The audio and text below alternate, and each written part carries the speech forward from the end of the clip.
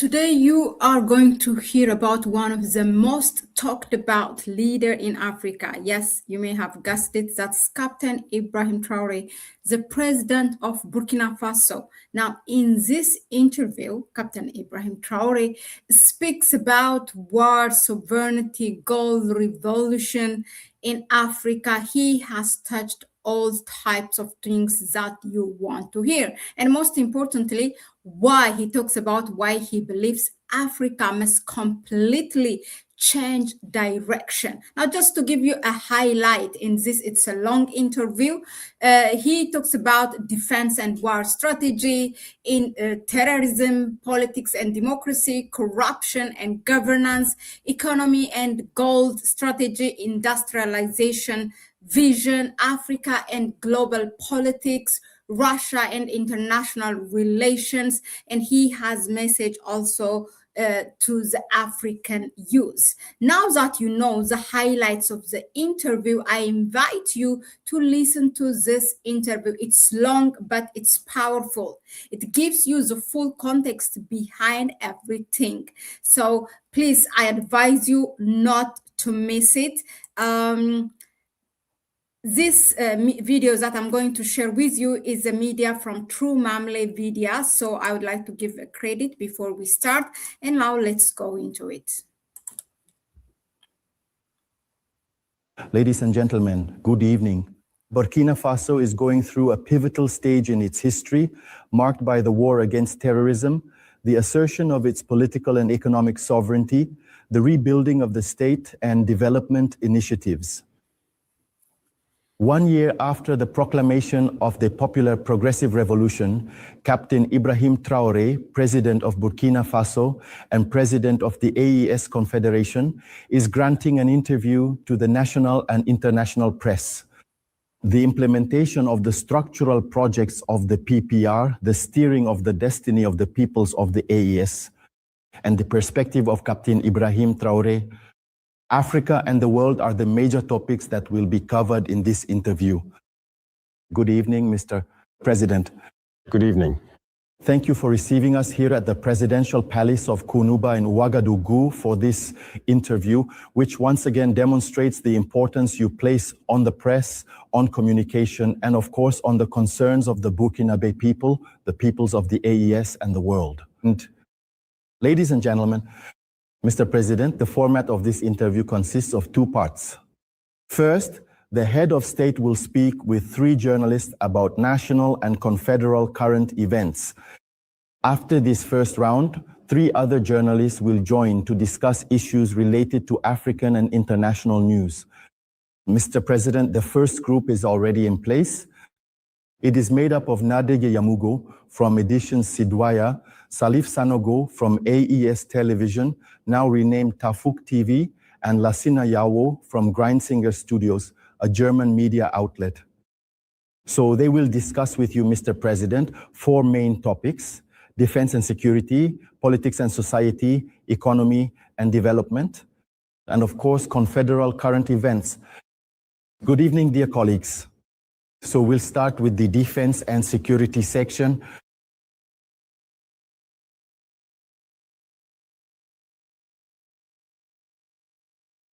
So, ladies first, we'll begin with you, Nadege Yamigu.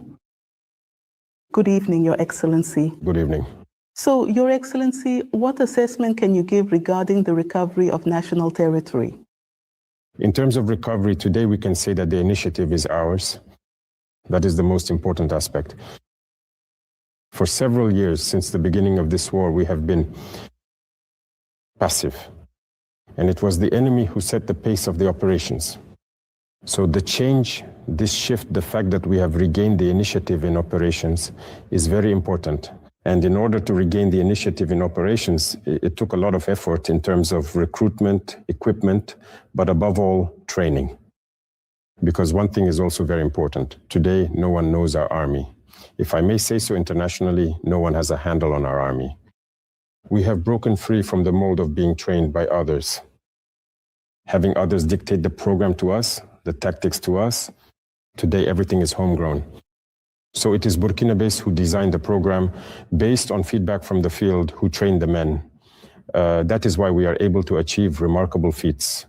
And as I speak to you now, our units have taken back many localities, especially by advancing north of Djibouti. These localities, which have been lost for maybe almost 10 years, such as Baraboulé. Well, from there all the way to Petekoli, our units have retaken them after a series of battles, but now they are there, they are established. In the east as well, we have made progress moving toward the Beninese border in particular. The key towns, such as Nadiago and others, have been retaken and are under control. And so we are advancing from victory to victory. Mr. President, the army is stronger with many resources and better training, yet we still see that killings continue and the number of internally displaced persons is increasing. What explains this situation? Actually, the number of IDPs is rather decreasing. The figures are quite clear on that. We are in the process of resettling people, as I mentioned, and there are many localities that have been retaken. A few years ago, there were nearly 2 million IDPs. We now have well under 1 million. And by May or June, there will be very few IDPs left. Because these areas, indeed, when you look at, I've just mentioned Baraboulé, Petekoli, the areas of Tulfe, Pobe, Mengao, Namsijia, and everyone who knows northern Burkina knows, all of these have been retaken between November and today. So you can imagine all these people who need to resettle and everything, so the number of IDPs will inevitably decrease. So the killings often, as we've said, when the enemy starts losing momentum, they tend to commit acts of devastation. So what can they do? They look for civilian populations, shoot at them quickly, and then slip away. And very often they even have the cowardice to film what they're doing, these acts against unarmed people and all that.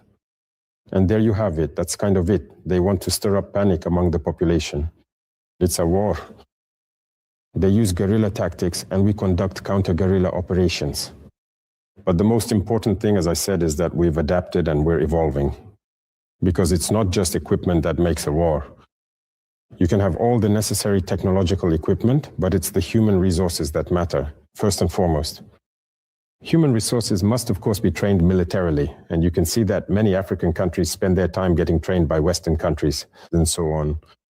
So our philosophy is as follows.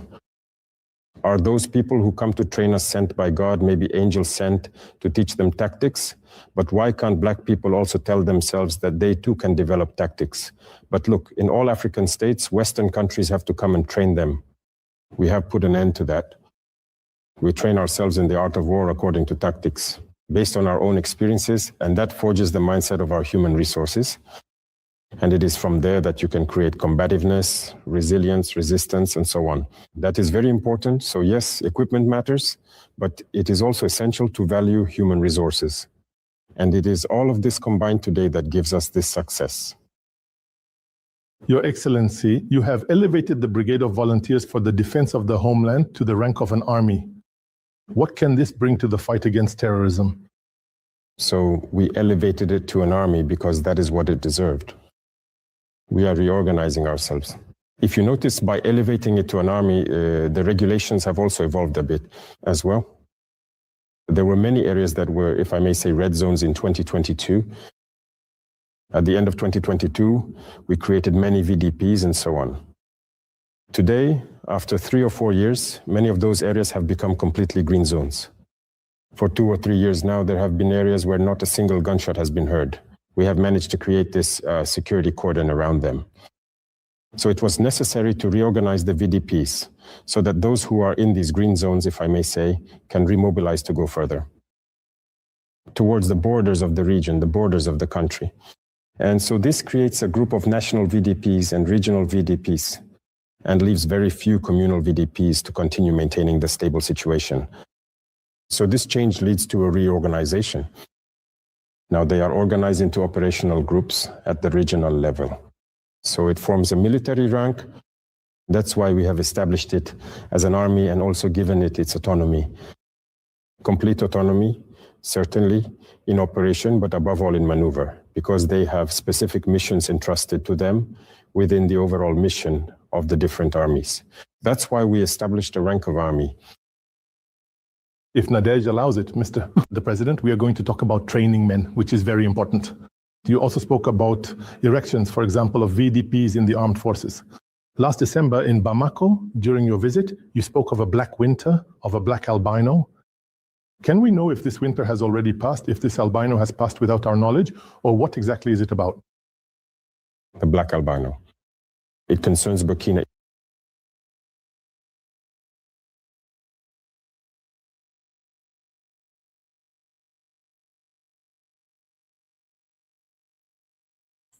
That's an interesting question that I really would like to hear. It will come. That I can say is good news that will come for the good of our homeland. That's what I see. And that it's coming. But as for the black winter, I think the wind has started to blow. Wow. The most perceptive will understand. This winter, we cannot avoid it if we continue to behave like this in Africa. Those who can quickly come together so that we can protect ourselves, kill the wolf. To use the pot and protect ourselves, cut dead wood to make a fire, or build hills to stop the wind, those who can understand this will understand. But winter is already here.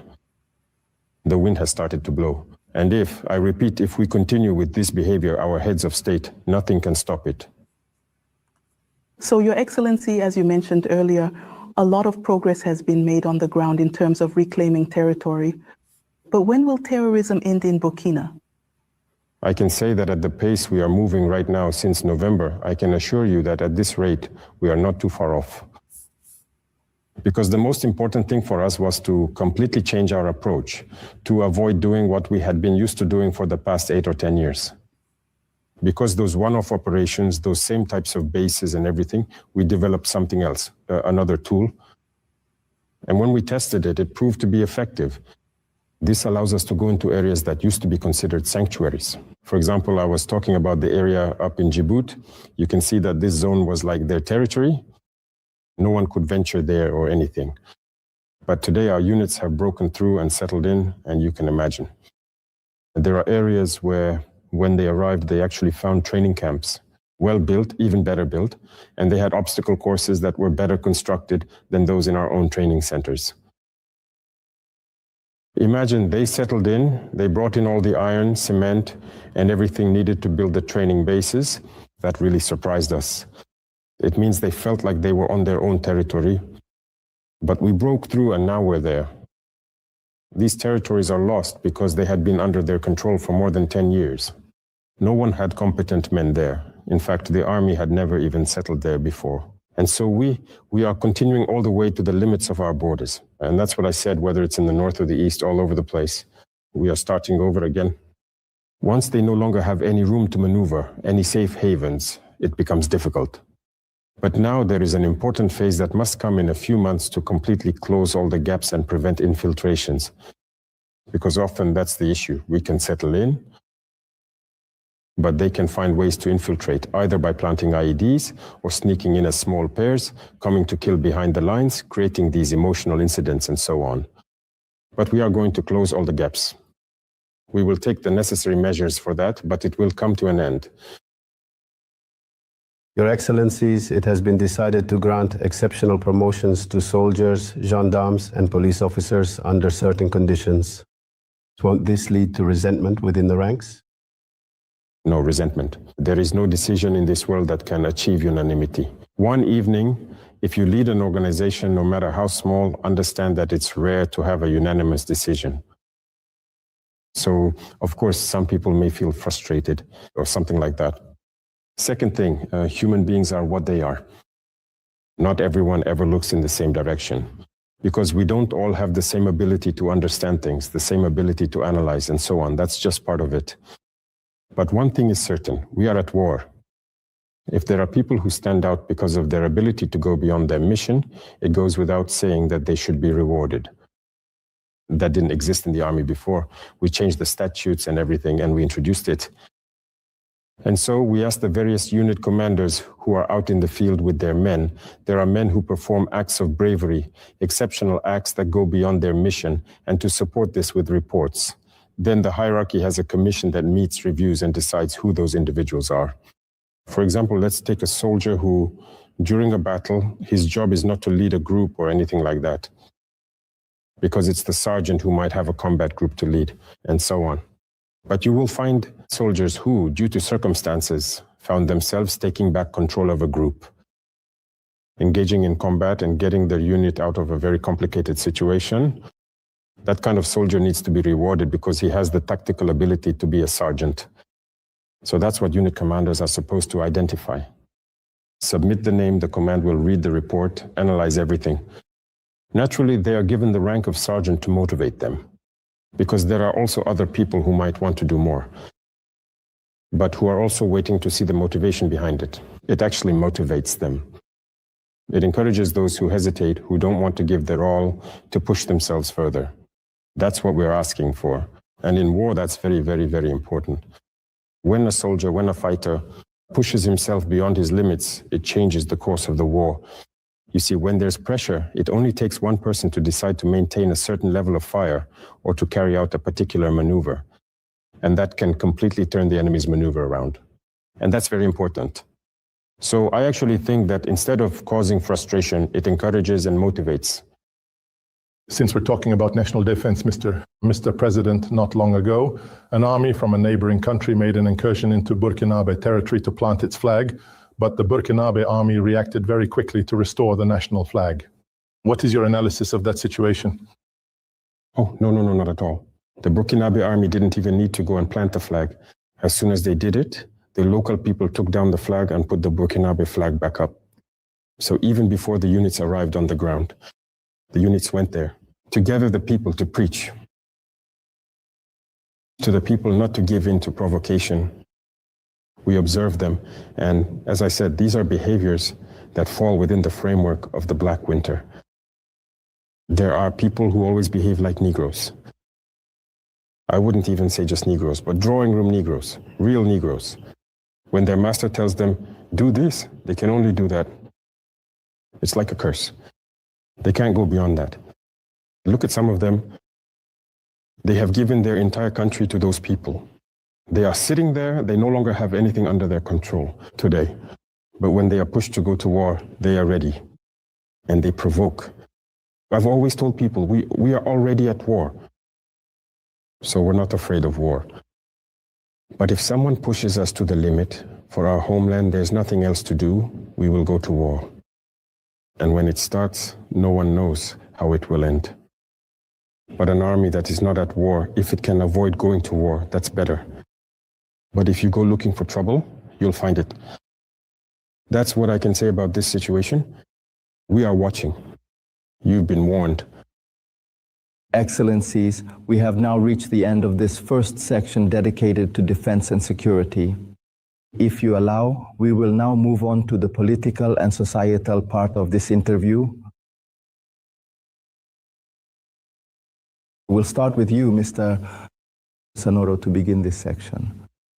Mr. President, it's been a year since the Progressive Patriotic Revolution began. The revolution, Progressive. popular, is underway, my apologies.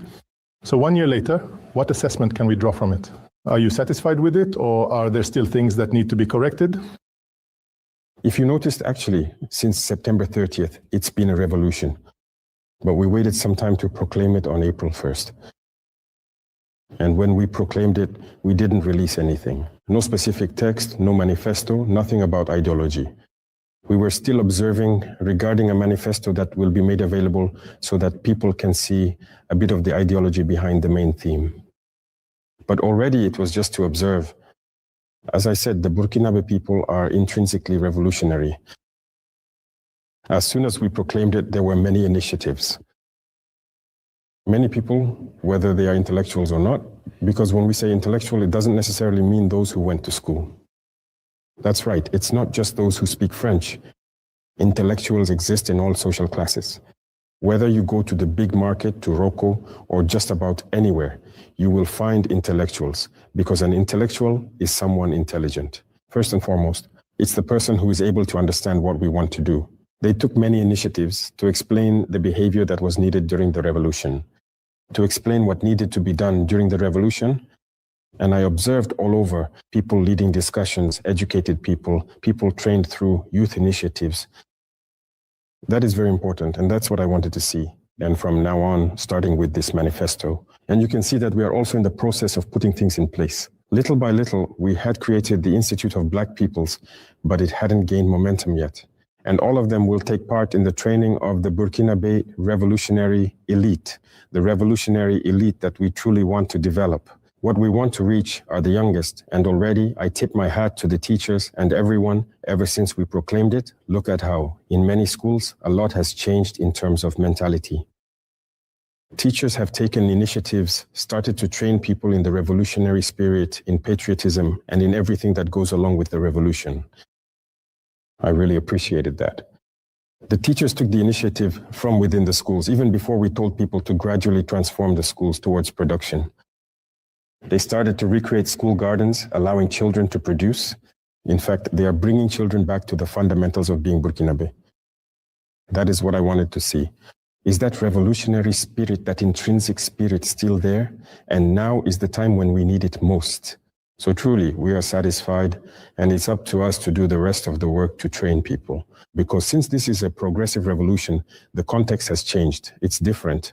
A bit like the democratic revolution, the context has changed a lot, the world has evolved, and the progressive revolution must adapt to the current world. And this transformation is underway, so it's about keeping up with the times. Thank you so much, families, for listening once again. This is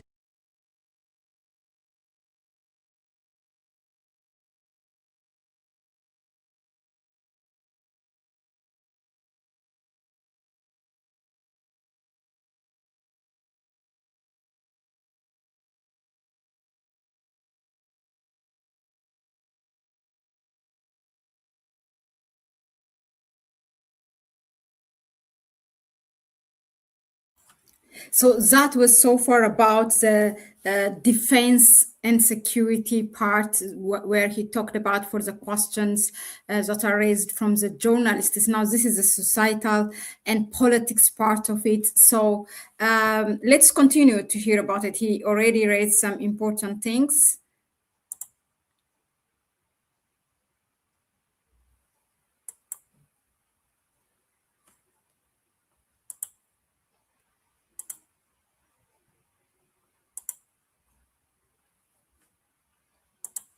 A lifelong hold on power.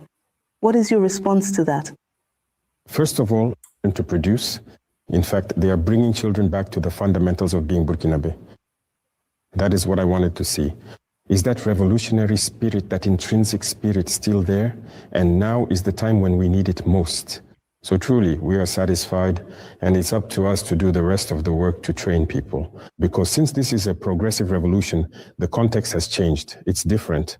A bit like the democratic revolution, the context has changed a lot, the world has evolved, and the progressive revolution must adapt to the current world.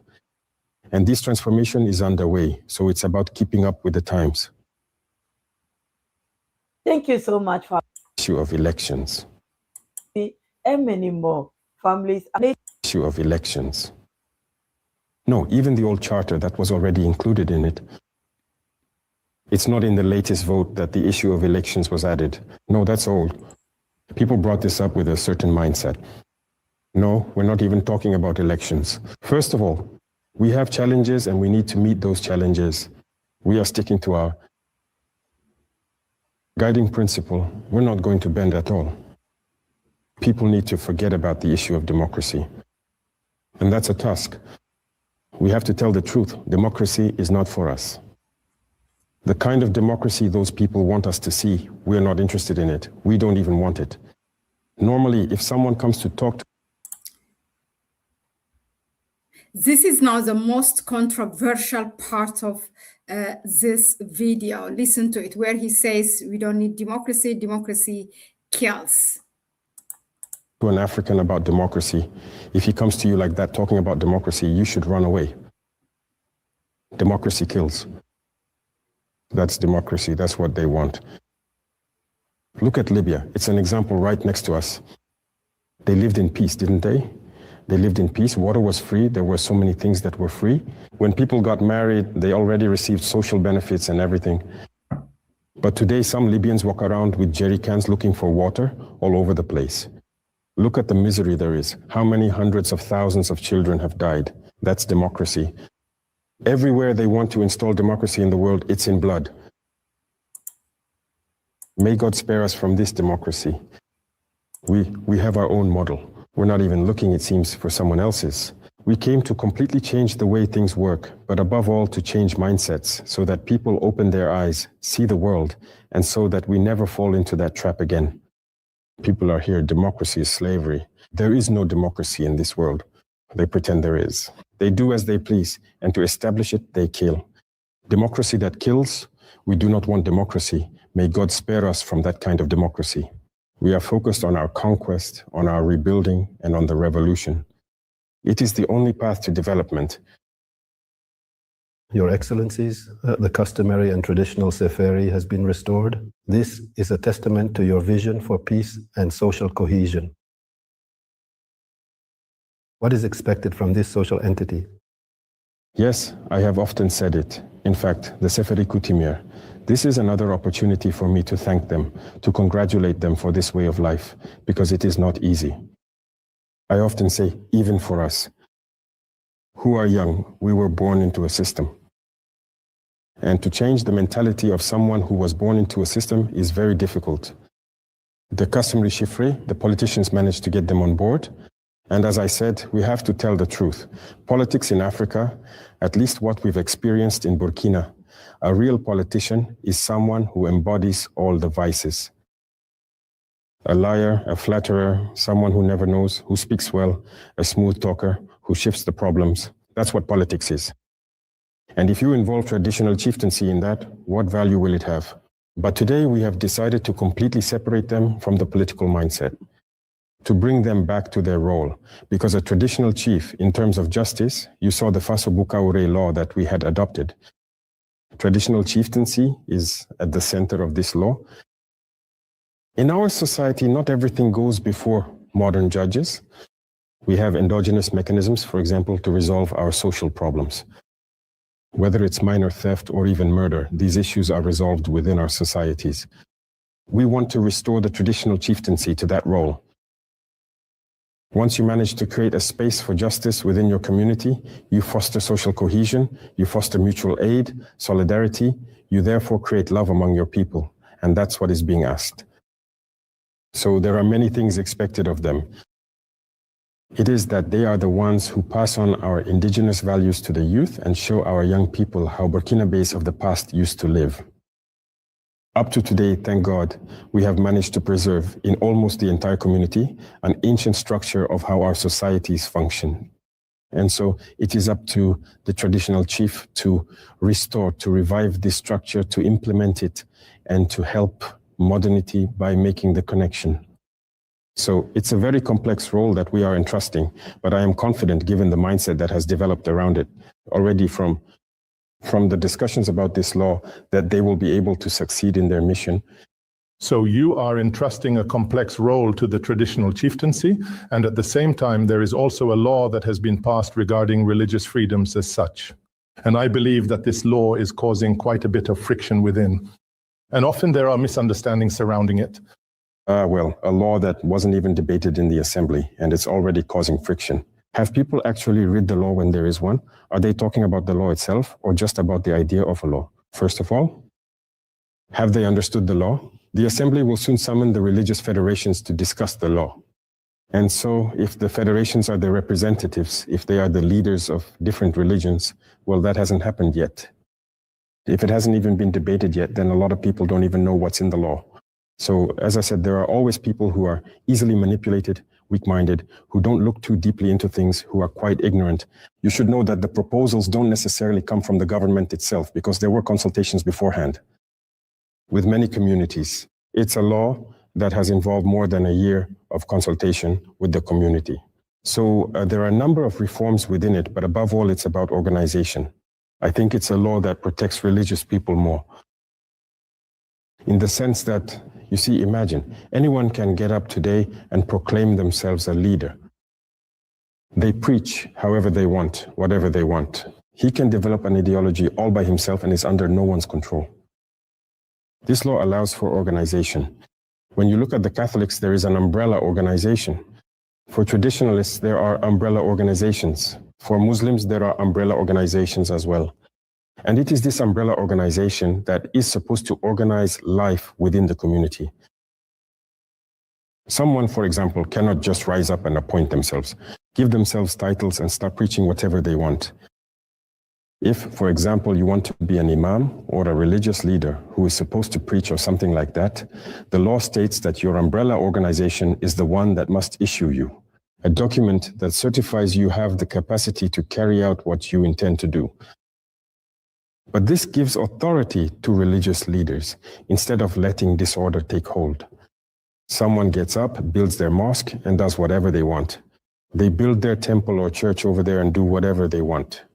So that's what we've tried to regulate to some extent. Basically, it's about giving authority to umbrella organizations, allowing each to organize within their own tradition. How should religion be practiced?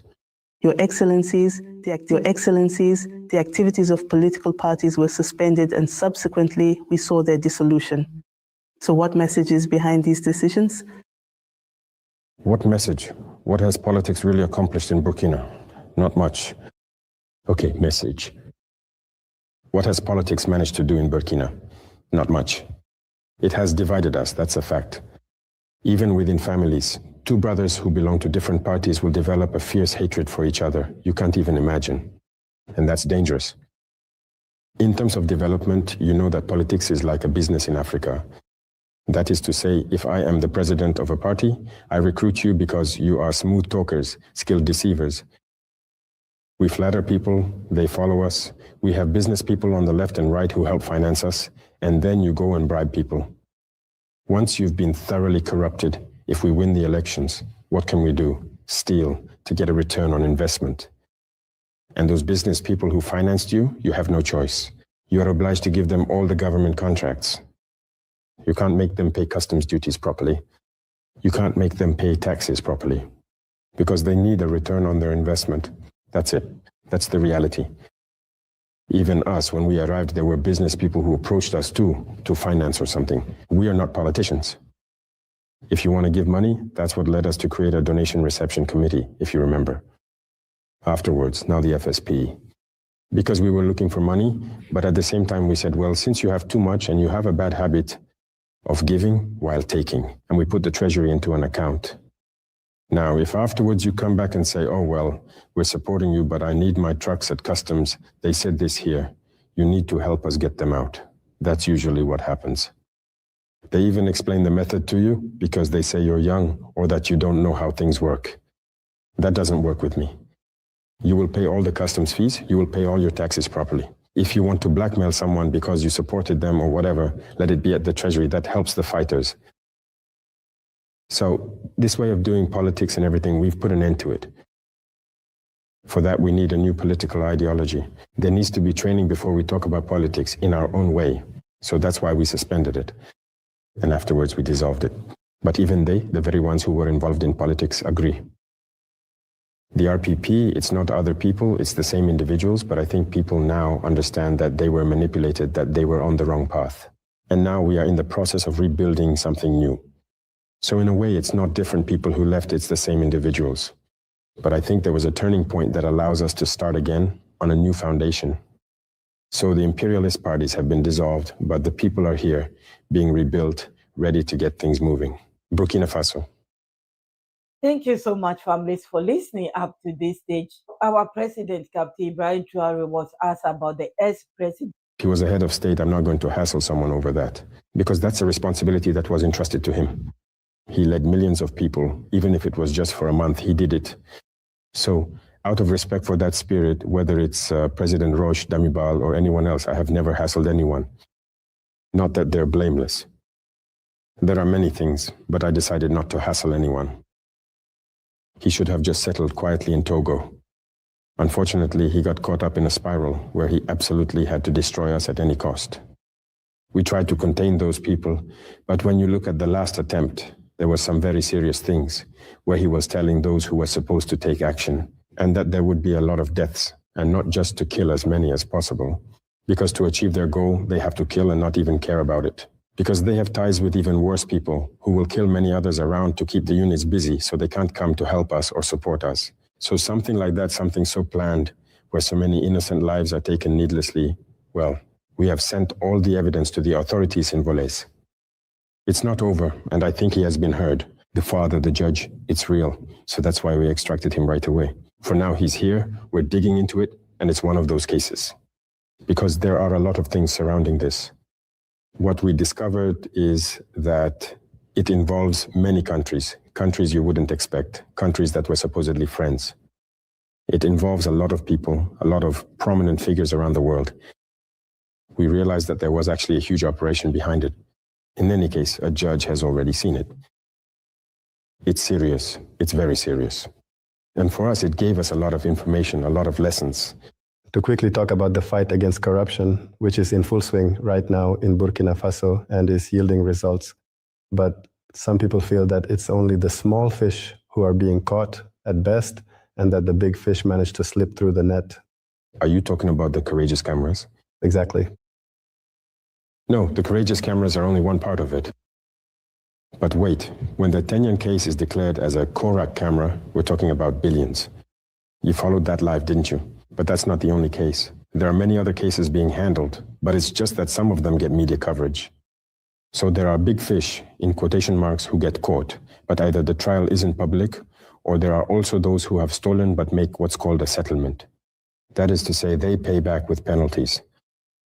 The finance people who calculate this, it's because this method exists as well.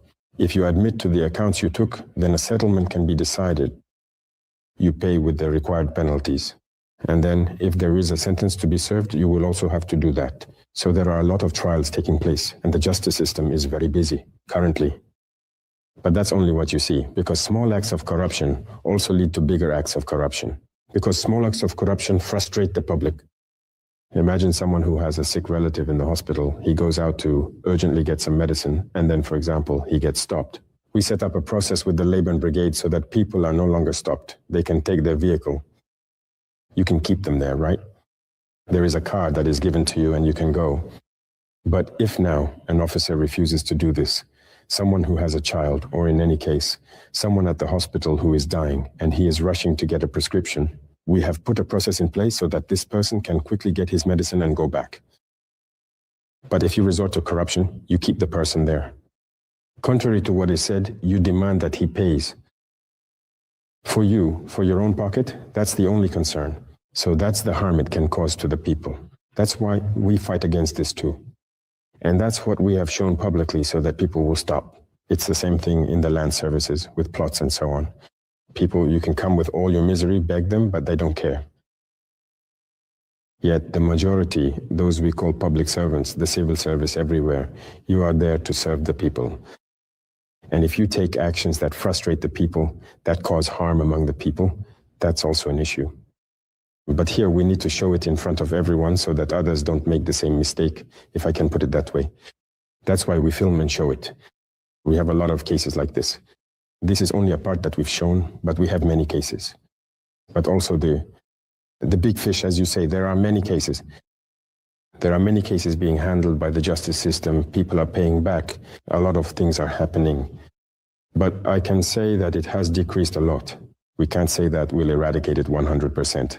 But the fight is relentless, and it's producing results.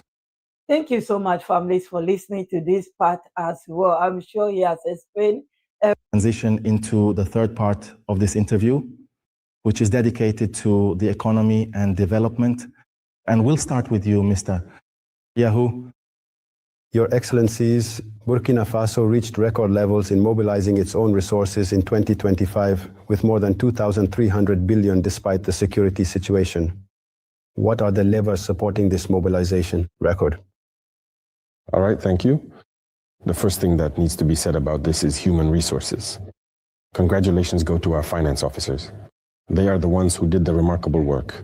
Of course, we brought in reforms, changed mindsets, but it's because they embrace these mindsets that they are able to do the work as well. Otherwise, you can implement many reforms, have beautiful texts. It's true that you need to take measures for implementation and everything, amen? If the human resources have not grasped the fundamentals, they will always look for ways and means to get around them, and you won't get any revenue. So, as I said, they are the ones who should be congratulated first because they listened, they understood what we said, and they are applying the texts we are adopting That's what brings in all this revenue. So congratulations. And I think we are continuing the reforms so that we can generate as much revenue as possible. That's what allows us to equip our forces and train them to build our country then. The staff of the Ministry of Finance have understood this. They are truly doing an outstanding job, and we will continue to encourage them so that they keep surpassing themselves, even in the same way as the fight against fraud. And all of this, you can see that they are really taking action, and we congratulate them for that. If we don't do this, we can't protect our industries, we can't protect our economy, and everything that goes with it. So if they had let themselves fall back into old practices, we wouldn't have been able to reach this level. Mr. President, you have launched a gigantic project, the construction of the Ouagadougou Highway. It seems to be a project that you care about deeply. I care about it a lot, and as I said, it's not the only road we're going to build. But the Ouagadougou Highway, if you take the Bubu Road, look, for the past 2 years now, just look at the number of tragedies we've had on that road. The road is very narrow. There are too many fatal accidents. Every day there are fatal accidents on that stretch of road. We need a road. We found a project that already existed, but it's just 2 lanes each way. And when I took over, I tried to see which companies had submitted proposals. First of all, they were foreign companies. The construction cost for about 300 kilometers, 2 lanes each way, was over 1,000 billion, 1,032 billion for the cheapest option. Well, I said 2 lanes each way is already outdated. With 2 lanes each way, if a truck breaks down, it just stops there. And that's it. Everything is blocked. You are the number of cars, the traffic flow on the R1, so it's outdated. So I asked for it to be 4 lanes each way. As I said, we often have this complex, this misfortune. Black people don't believe in themselves. Even when I said 4 lanes each way, there were ministry officials who smiled. It's impossible. I said, all right. We put the project on hold. And so I pushed the mayor to pay for as much equipment as possible, down to every detail. Today they have everything. All the machines needed to build the red road section, all the machines needed for the asphalt, even up to the granite quarry crusher. So they are completely self-sufficient. We are able to build our own highway. After that, there are a lot of highways. I want all the regional capitals on the island to be connected by highways. All the exits from Burkina should be highways. Roads are essential. For the economy and for our forces, the highway network in Burkina will be the densest in Africa, according to our projections. And it keeps coming. We still have nearly a dozen brigades that are yet to arrive. Thank you so much. They took their gold and they left because we wouldn't even be able to pay salaries by March. It's been 10 months. Build up a reserve because you never know. You know, we went through a brief period in 2023 when they tried to block us on everything. When we tried to pay for drones, our transactions wouldn't go through. We looked for alternative ways because just like with our equipment, we stepped outside the official channel of sending things to ECOWAS to get authorization. When we say ECOWAS, it's actually the French who are there who give the authorization to acquire certain weapons or not. We didn't want to go through that channel.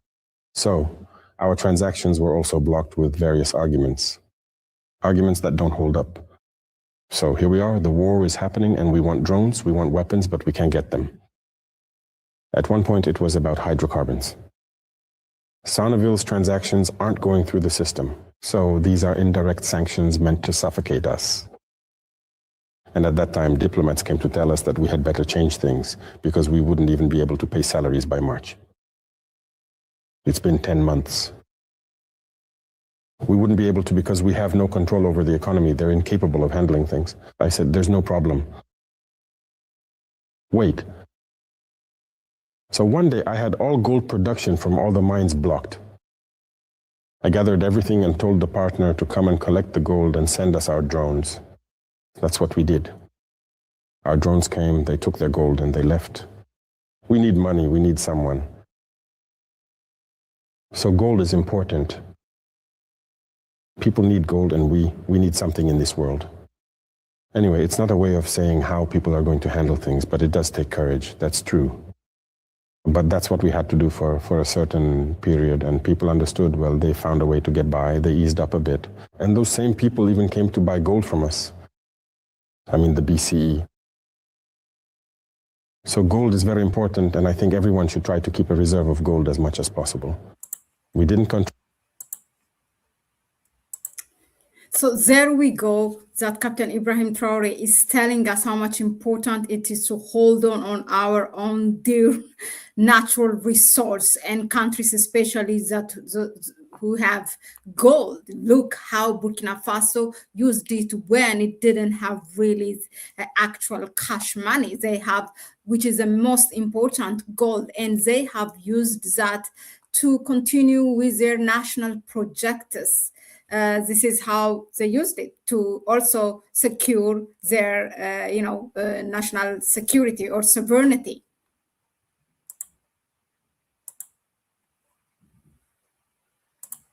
Our sector, we saw the data, but we created all the mechanisms so that today we more or less control the production sector. Currently, we are acquiring shares in many existing industrial units. We have reviewed the mining contract, so to speak, and everything else. In any case, we have a good relationship with those who are there, who are doing the mining, and Burkina will benefit from its gold. Because that's the problem everywhere in Africa. You can't understand how you have such a quantity of gold, and yet they say you are the poorest, you are the last ones. But why is it that there are countries here in Africa that have oil? If you go to the Gulf countries, they have oil. They are more developed than African countries. But we are cursed. We need to ask ourselves some questions. The real ones have changed. But if the leaders don't want to change and the people also accept their miserable conditions, well, what can we really do? We don't want to see our people in misery. We may not have oil, that's true, but we have gold. The little that gold or other resources can provide, we will use it wisely so that our people can know happiness. That's our main focus. There's no reason why people who have gold in this world, they develop and yet we do not. Moreover, it doesn't lead to development. So we've made considerable progress in mastering our gold in recent years, and that's satisfying. And we're going to keep going like this until we regain full control over our gold. That's what I wanted to say. Precisely, Mr. President. Can we have an idea of the amount that makes up Burkina's gold reserves at the moment? No, I can't tell you that. That's not something you say publicly. That's something that is kept secret. Even the countries that claim to tell you how many tons of gold they have, it's not true. That's not the reality. You'll never be told the exact amount. If people know exactly how much gold you have in reserve, it means they know your foreign exchange capacity and everything else. They can anticipate a lot of things. And then it's not something we've done, it's something we're doing. I told the minister, every day that God gives us, and whenever it's possible, pay them. So every week we keep paying to build up reserves. That's it. And that's so that when we want to negotiate with everyone, we are respected. That's it. No one should think that if they don't come and do their part, then they're not involved. We're not on that path. If you want to show us that you don't respect us, we'll set you aside and move on to something else. So we keep building up our reserves. It's for respect in tomorrow's economic exchanges. Tomorrow. And that's very important. Thank you so much for listening up to this stage.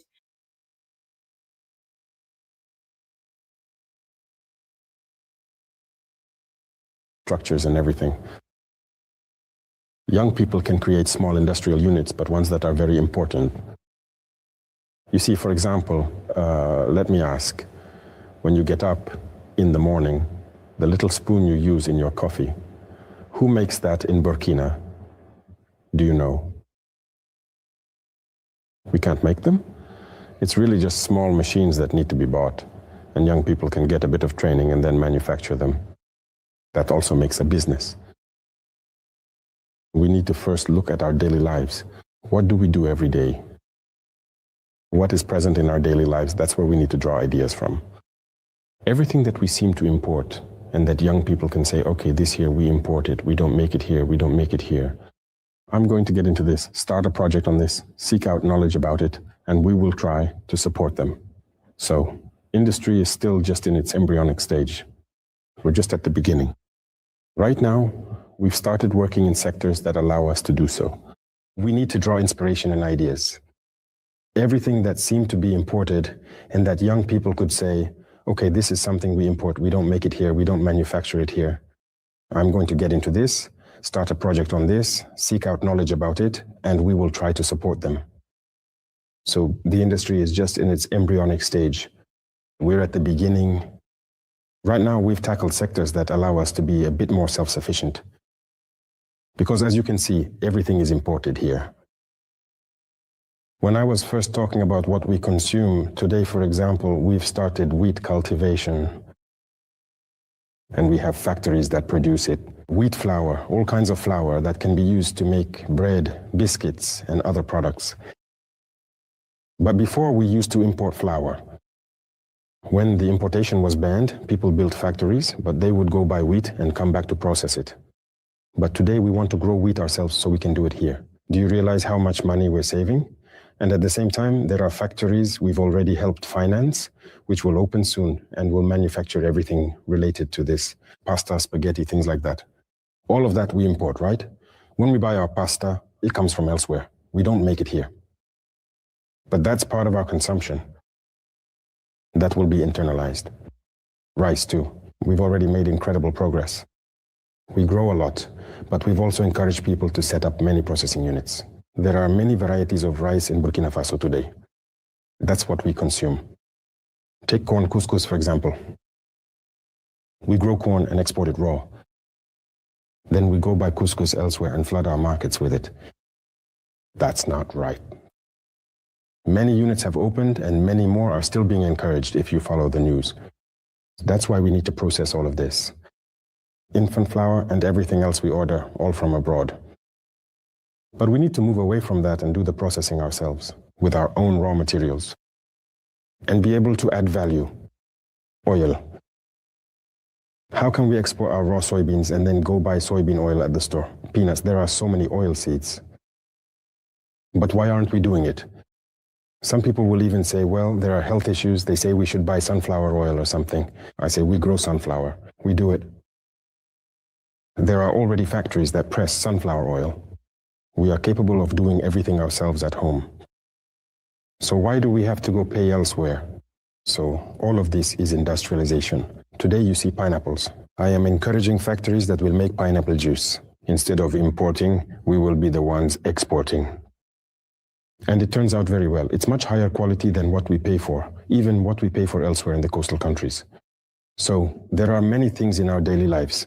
What we eat, what we wear, and everything else. And when we get up in the morning, we should be able to look at ourselves and say, okay, I wore this, this is something I wore. I said, no, we're going to build a factory, which will go from cotton all the way to this. It will be ready this year. In 2026, God willing. So I no longer want to be dressed by a brand that comes from abroad, because our farmers grow the cotton. I can't accept that someone comes and imposes the price of cotton on the farmers when we should be processing it ourselves. And just imagine how many jobs that creates. For a long time, we've been training our people in technical and vocational schools in mechanics, industry, and industrial engineering. And then what? They end up sitting around unemployed. They don't talk about industrial engineering anymore, but instead they look for civil service exams to become administrators somewhere. In fact, we've lost out. But today, if there are industries, all these people will be able to put their skills to use. When you get up in the morning and take your motorcycle to go to work or wherever, it's imported. Even the nut, when a nut falls off on the road, it's imported, so you have to pay for the imported nut. Nuts are things that small machines can make. So industry, everyone needs to understand, it ranges from a small scale to a large scale. So when we talk about an industry, it doesn't necessarily mean one of the big factories. All young people can create small industrial units by looking at what we use in our daily lives to reduce imports. And so we have the embryonic stage where we will communicate and encourage. That's why we restructured the major funds. It's really to support you if you have significant projects in industrial sectors, to help us avoid imports and the outflow of foreign currency. That's what I can say. Mr. President, if I may, I'd like to ask another question. We are currently celebrating, in any case, the National Days of Patriotic Commitment and Citizen Participation. The slogan built around these days for the first phase is "My plate, my pride." So what message specifically does Burkina Faso have that is connected to this slogan? So there are things that I cannot say to people just yet. But God willing, the day will come when I will say things that will shock people's consciences of Burkina Faso and of Africa in general. We have just carried out a reform recently to create what is called the Food and Drug Administration. That is everything related to food and medicine. We are in the process of modernizing a laboratory to carry out all possible tests and analyses. Let us consume what we produce. Our lands are rich, our farmers are hardworking. Let us produce, process, and consume. We are not obliged to have the luxury or modernity that we seek. But what we want, we can achieve it. That's why I often tell people, I wasn't born in Ouagadougou. What I'm used to, in fact, is my porridge in the morning with some cakes. If I get that, it's good. If I don't, I just have some tea, and that's it. Croissants and all that, that's not my concern. Because the day I make that my concern, my habit, the wheat must be produced here by my farmers, processed here, all the way to the bakery by my farmers. I didn't used to eat chocolate. But today I can tell you that sometimes I even send people to go buy chocolate. There's a master chocolatier here in Burkina Faso, Master Ayele. That's the only place where I might say I'll get chocolate. That's all. And there are many sales points throughout the country. So if someone is wondering where I bought this product, it's to say that we need to be aware. We need to produce in Burkina, consume in Burkina, or in Africa, that we unite and understand this. If we don't understand, it puts us at risk and in danger. Just like people today are becoming impotent, infertile, or whatever. Our ancestors were like that. That's the reality. Well, it might make people laugh, but it's the reality. Even medicines have too many infections, antibiotics here and there. Well, we were lucky enough to know more about roots and other things. But I even told our doctors, our researchers, to refocus on our abilities, meaning the plants that we have here. What is there in terms of active molecules? What can they make use of? And they are working on that. I received proposals where people asked us to pay for a certain amount of equipment that would allow them to conduct research. I said, look, I prefer that because we have to be careful. They tried to wipe us out, and it's not today that they're going to stop. So my plate, that has to be my daily fight. And even the plate we put food on, as I told you, porcelain and so on, everyone uses it. Is it made here? But we can do it. It's not clay that we lack. That's not the issue. That's a bit of what I can say about this day of patriotic commitment.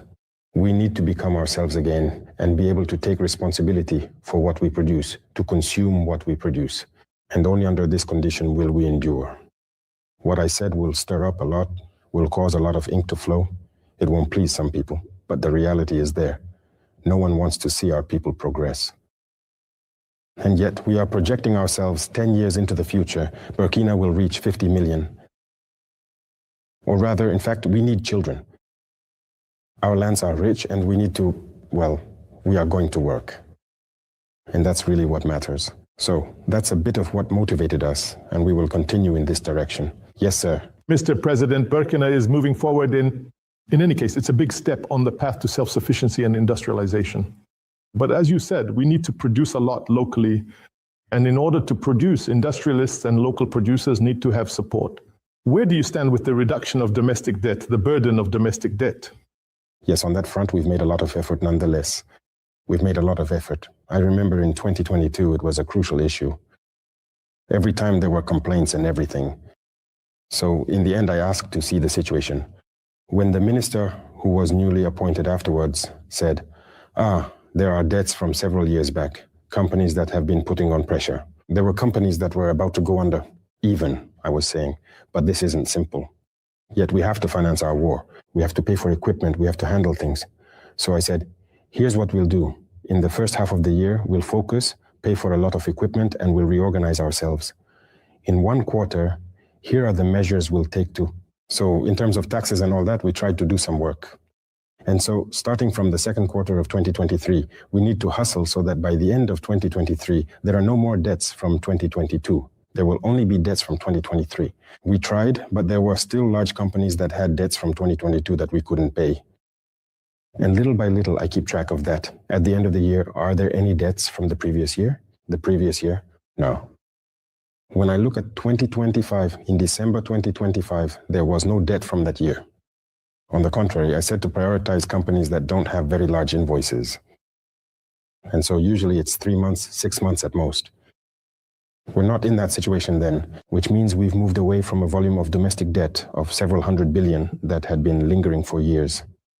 And we've managed to catch up with everything as of today, as I'm speaking. So there are still large companies that may have invoices that last up to 6 months. Well, we figured that when you look at their turnover and everything, they can manage with that. But we make an effort so that small businesses don't have debts lingering to allow them to operate. So major efforts have been made. And we're continuing to monitor this step by step. Truly. Energy still plays a major role in individual development. This year, we see that there are more power outages compared to last year. So the question arises as to what is being done to put an end to this situation. Well, as I said, energy sovereignty, we've come a long way. A lot of things are being done. But look, we've launched several projects this year, and we were hoping to have all our generators before January. But as you may have noticed, some generators have arrived. It's only been a few days, and more are still coming in. You see those big machines they're transporting on long flatbed trucks and all that. You often follow when they arrive. It's practically moving at a snail's pace. Just to leave the port, it can take at least a month. It's progressing very slowly. Unfortunately, it arrived late. There are even some generators still at the port that we haven't been able to bring in yet. So even those that arrived in February and March, I won't lie to you, we can't set everything up in such a short time. We were too dependent. We were importing. The trend was to import from Ghana and Côte d'Ivoire. More than half of our energy. That's why we decided to build our own power plants, to be self-sufficient. And that's a process. And as I said, there are a lot of things. Ships were diverted at a certain point because of some conflict situations. Something that was supposed to arrive in 45 days, now we get it in 70 days or so. Even getting to the port is a challenge. So there are power plants being built, and the plan is to set up a plant in each region. Instead of concentrating everything in Ouagadougou and Bobo to supply power, the goal is to make the regions autonomous. So several power plants are currently being installed. I think in Koudougou it's almost finished. All over, in the cities we've targeted, even just to have power plants. So we hope to be able to solve the energy issue at least within the time frame, as quickly as possible, as long as we don't face other international constraints. As long as there isn't even energy, our dream of having industry can't happen. It's impossible. Industries consume a lot. There's also our transmission line, which needs to be completely replaced. And changing these networks costs hundreds of billions. We have to order all these cables, build everything. If you notice, in the city and pretty much everywhere, we're building new lines. So all of this is a huge project. There's production and there's the transmission that needs to be rebuilt completely. And that's what we're working on. So that we can have clean energy. Clean energy for us, pure, that can be transmitted very safely and will be stable for our industries.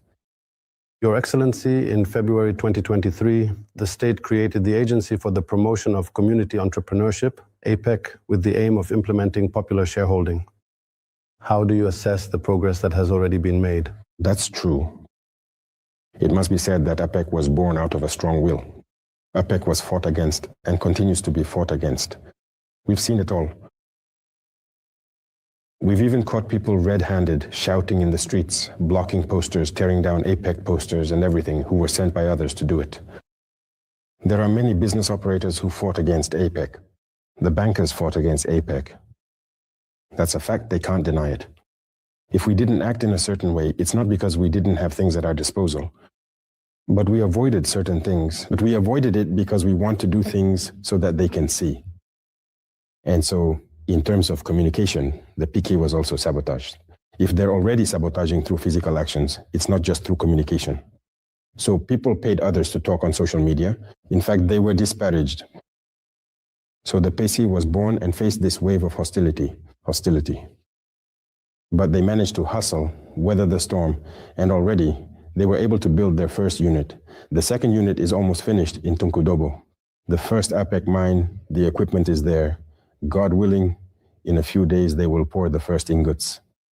Because they have already extracted the ore, they are currently installing the plant. And the second mine will begin operations soon as well. And so on, we will provide them with semi-mechanized units. This will allow them to become profitable very quickly, but also to reinvest that into industrial units. You saw that they launched the chili pepper processing unit in Banfora and all that. So there is work being done so that they can also exploit gold, but also use that to launch industrial units more quickly.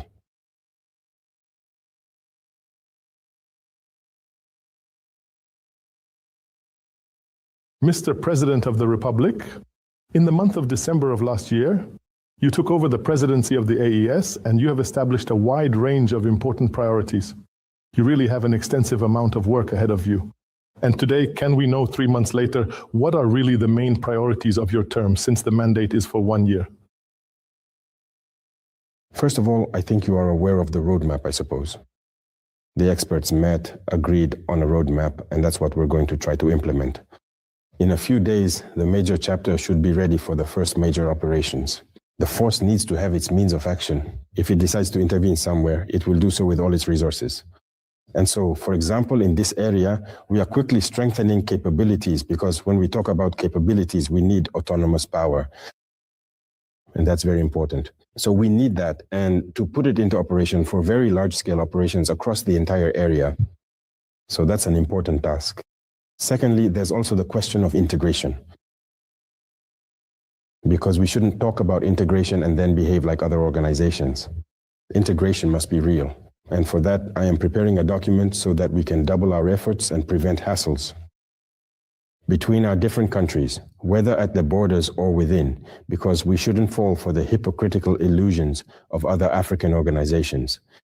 When we say integration, it means integration. We get a lot of feedback at the borders. People are harassed inside the country. Even within the countries themselves, people are often bothered.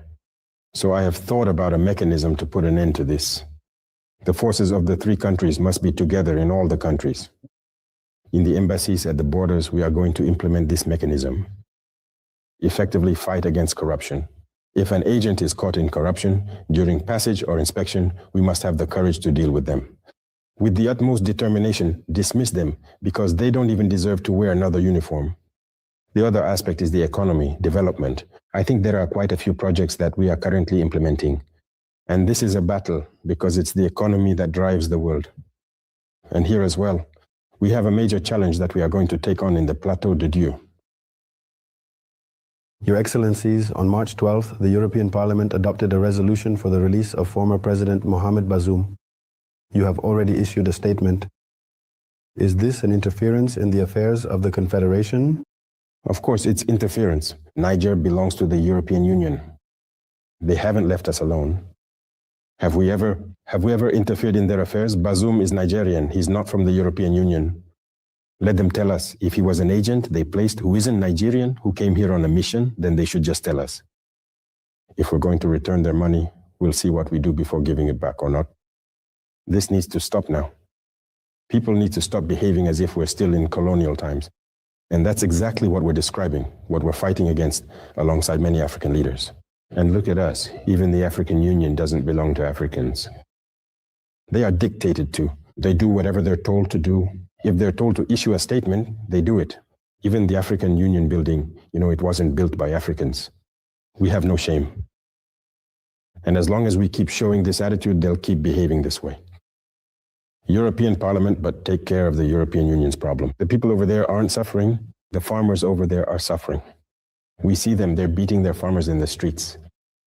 With strange agreements, they can't even survive anymore. People are committing suicide over there. But take care of your own problems.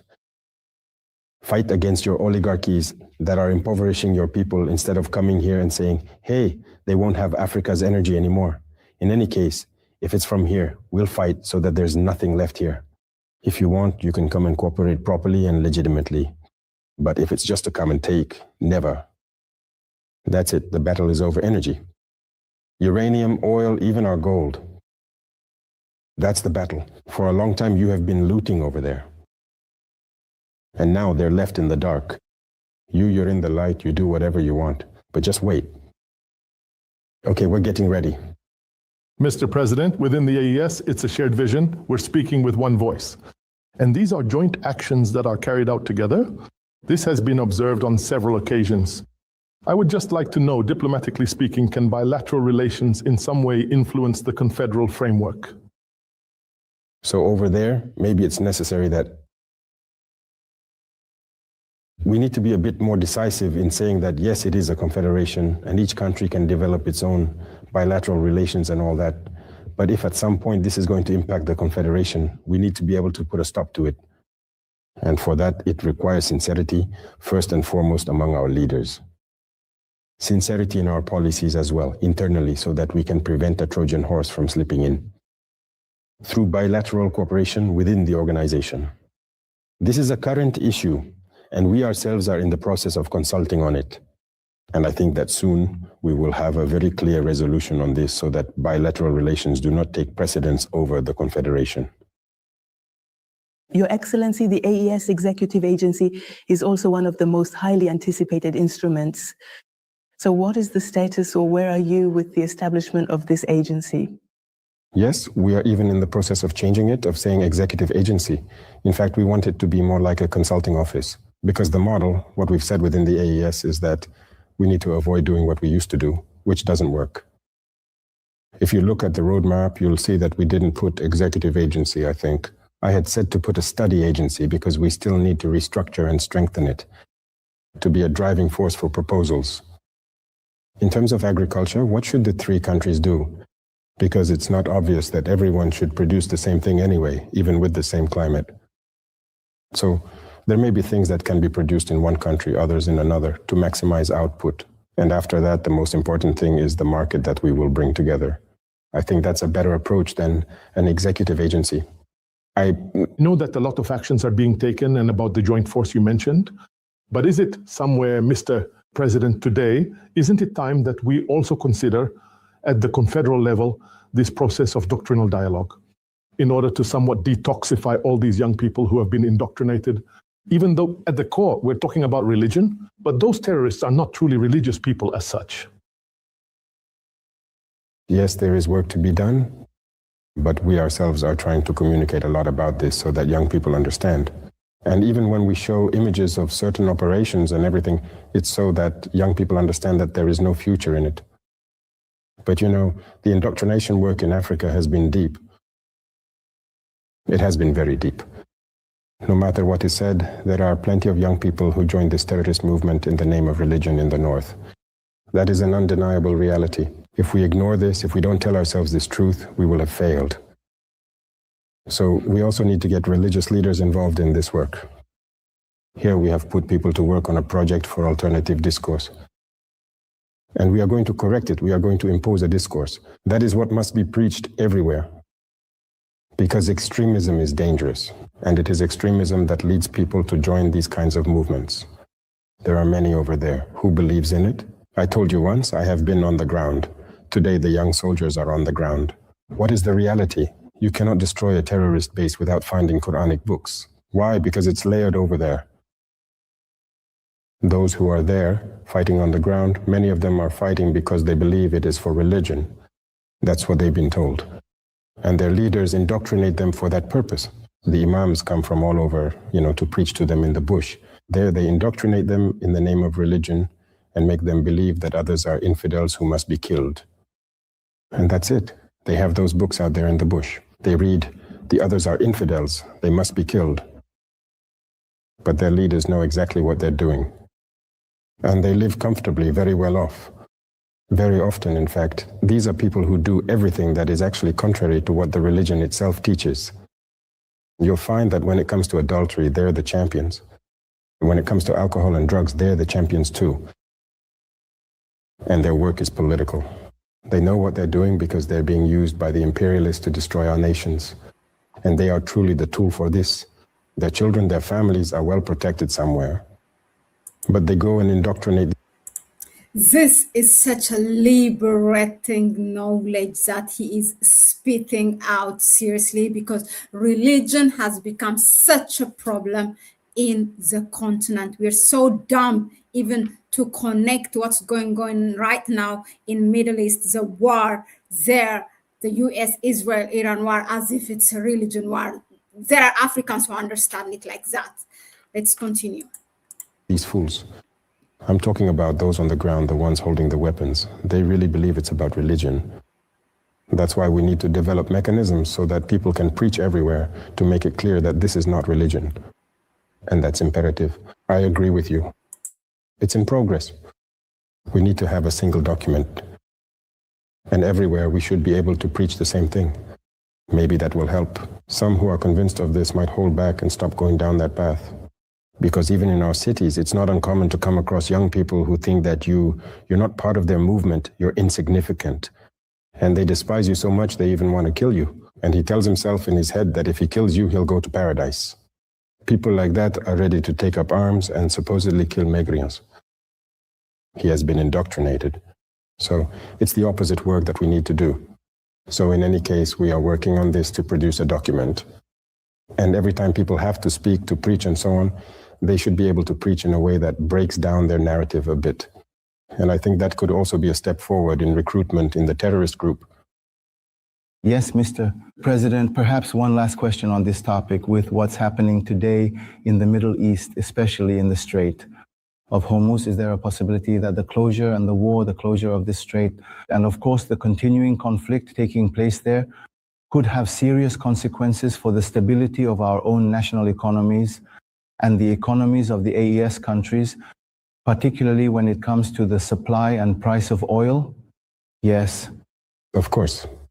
There are already consequences. Madame Uburkin, let's try to continue. You know that everything is subsidized. Gasoline, diesel, gas, and everything else. In fact, the price we pay is not the price at which we sell to the population. The state subsidizes, but how? By exploiting our own resources.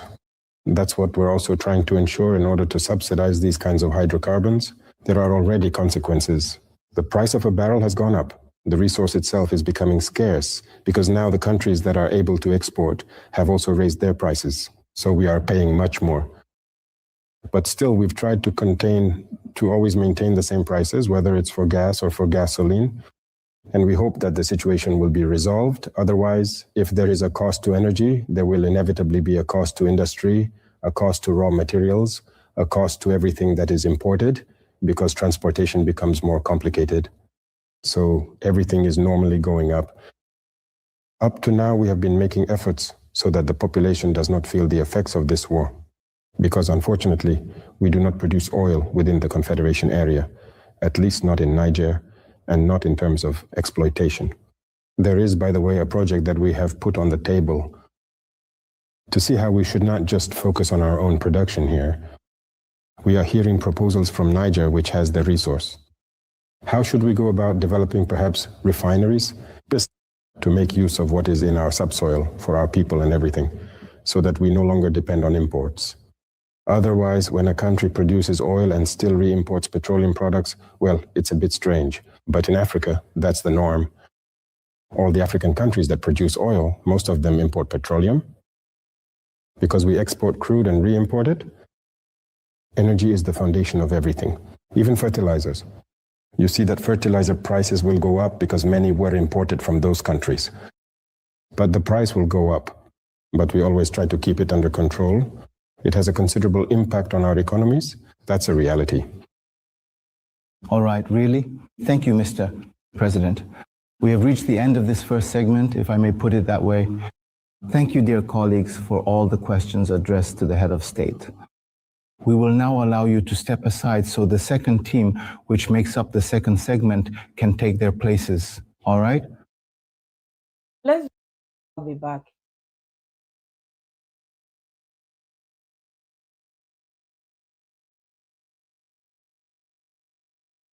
Voices heard.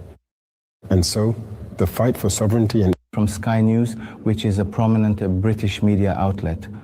What is going on in the... We would like to now proceed forward with the second and final portion of this program. This second segment also welcomes 3 journalists, but this time from the international press. Joining us today are Yusra El-Baghi, a correspondent from Sky News, which is a prominent British media outlet. We are also very pleased to have with us Gilles Bocco, who is representing New World TV, a media outlet based in Togo, and Valerio Cataldi from Rai TV, an Italian television channel. That's correct. So good evening, dear colleagues. Let's open this chapter with African news. And for once, let's do things differently and start with you. So, Ms. Yusra, I believe your very first question today is addressed directly to the head of state. Mr. President, what is your country's vision? The overall vision for Burkina, you mean? Well, thank you and welcome. I think you are in a country that today advocates for sovereignty, national sovereignty, and complete independence. Because, as you know, our country was colonized like many African countries, but today we are making our voices heard. And so, the fight for sovereignty and independence is the driving force behind our struggle. Thank you. What does your revolution mean in practice? Is it a deliberate uprising against Western influence and ideals, or is it a fundamental national transformation occurring over time? A revolt against the West? No. The West, things should not be confused. As a revolutionary, I like to make the distinction between peoples and policies. There are many of them in Europe, in the West, who support us in our struggle. We see through the people, and even through your TV shows and everything, many people who speak out, who support our fight for freedom. And I think everyone has an interest in that. But now the policies of certain countries may be opposed to our ideology, and the revolution logically will fight against that ideology because we want to assert ourselves. And there are those who don't want us to assert ourselves, who want to keep us in slavery, in alienation. No, the revolution fights against that. So that's a bit of our guiding principle. Yes, so Mr. DuPont? Thank you so much, families, for listening up to this stage. So our president, Captain Ibrahim, and everything related to it, that is something to be proud of. I'll be back. The first question, how do you define Togo's specific contribution to the consolidation of the alliance of Sahel states? Do you consider Togo as a strategic partner in this new architecture, even though it is not a member of the AES? And yet it is a country all the same. I would like to sincerely thank the Togolese people and the authorities. I can say that Togo is more than just a strategic partner. For me, I don't speak of it as just a country. They are brothers. Because when people are trying to suffocate you, to kill you, and a brother comes to help you, I think nothing surpasses that kind of brotherhood. And during difficult times, Togo has always taken its stand. And even today, Togo maintains its position, its course of action that supports the AES. So it is a brother country, it's almost a partner. That's what I can say. Togo has taken many actions, whether on the economic front, through the maritime route, certainly, but even in the area of defense. Burkina Faso, for example, and Togo, we have a very close cooperation. In the fight against terrorism and everything related to it, that is something to be proud of. We are beyond what people can imagine, as I often said. Today, the two armies, the responses to each other, the planning is no longer at the state level. It's not like before when a plane from Burkina had to intervene or a plane from Togo had to intervene. You had to call all the way up to the presidency to get authorization to cross the borders. No, it's at the local level. It's not even the general staff, it's someone local. So the forces coexist and everything. So you can see that this is an exceptional partnership. It's about brotherhood, that's all we're asking for. And this partnership has been strengthened, perhaps especially with the extradition of former President Paul-Henri Sandaogo Damiba. Yes, saying it was strengthened is a bit much. It was already strong. It's just a logical continuation. Togo can't be in brotherhood with us and just let it happen. On its soil, someone who is trying to destroy his brothers. So we were the ones who wanted Togo to keep him for a long time. I don't know if it didn't start just now, but at some point, with quite overwhelming evidence, the Togolese authorities decided to send him back so that he wouldn't be an obstacle to our progress. So that too should be acknowledged. Have you already met with him face to face since his extradition? Why? No, I haven't done it. He is currently dealing with the justice system. He is hearing from the authorities, and I haven't done it. That is truly remarkable. There have been no fewer than 5 different coup attempts against you. Who killed them and why? You counted 5, but there are many more. There are many more. That's perhaps what has been revealed. Every day there are people who are determined to make sure we are not here. Those who want to see us disappear, those are the ones we call the sell-on slaves. They are the ones who sell Africa, who do not want Africa to be free. Very often they are Africans who are alienated and exploited. We are leaders who want to create the conditions so that our young people can work here, instead of going to stay in other people's streets, begging. And very often some end up behaving in ways that are, in any case, not healthy in your societies over there. We do not want to see that. Africans are not subhuman. But in this same context, the countries that colonize us, that want to see us in slavery, that want to keep us there, have their henchmen here, their local lackeys, their representatives. And these people are ready to do anything to see us eliminated. And unfortunately, this is the reality in Africa. And these individuals, every single day that God gives us life, as long as we are alive, they are not happy. And so it's a constant and ongoing struggle. Who are the imperialists? Imperialists, there isn't a single face you can put to them. It's a mentality.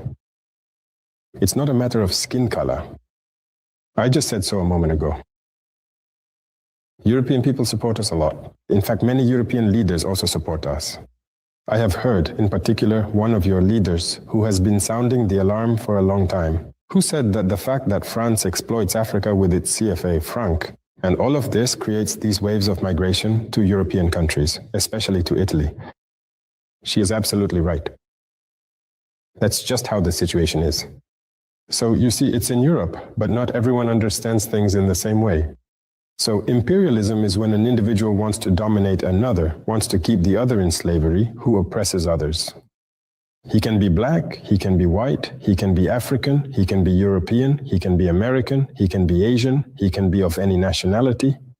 But any individual who has this desire to oppress others, to keep others under domination, is an imperialist. Can individual freedom be integrated?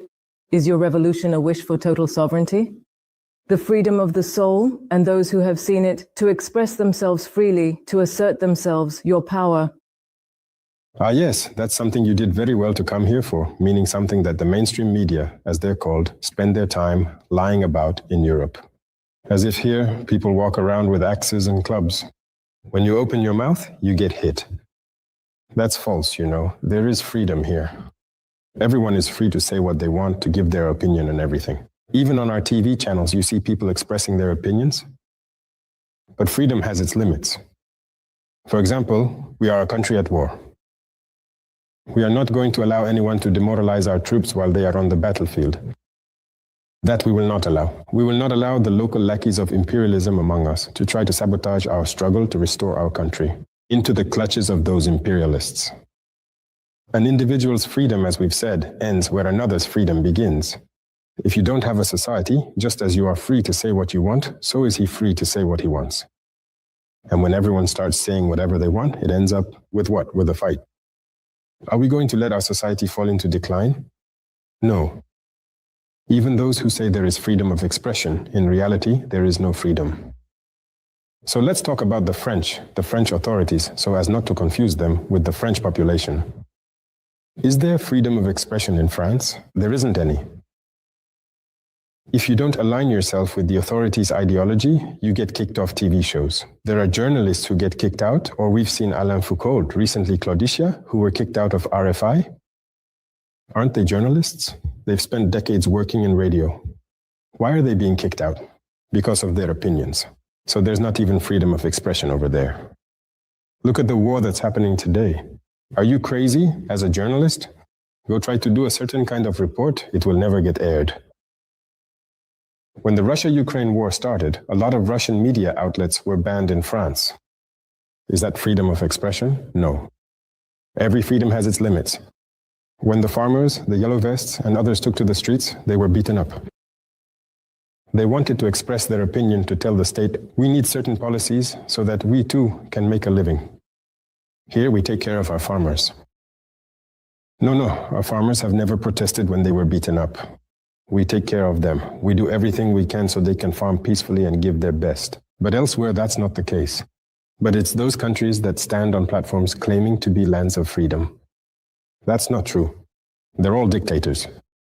Their freedom is only in relation to Africa. So we need to put freedom into perspective.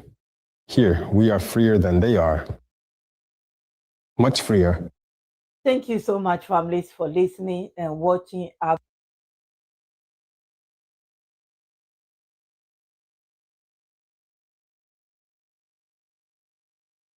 So, regarding the destabilization attempts you mentioned earlier, it's often said that the hands of certain neighboring countries are behind them.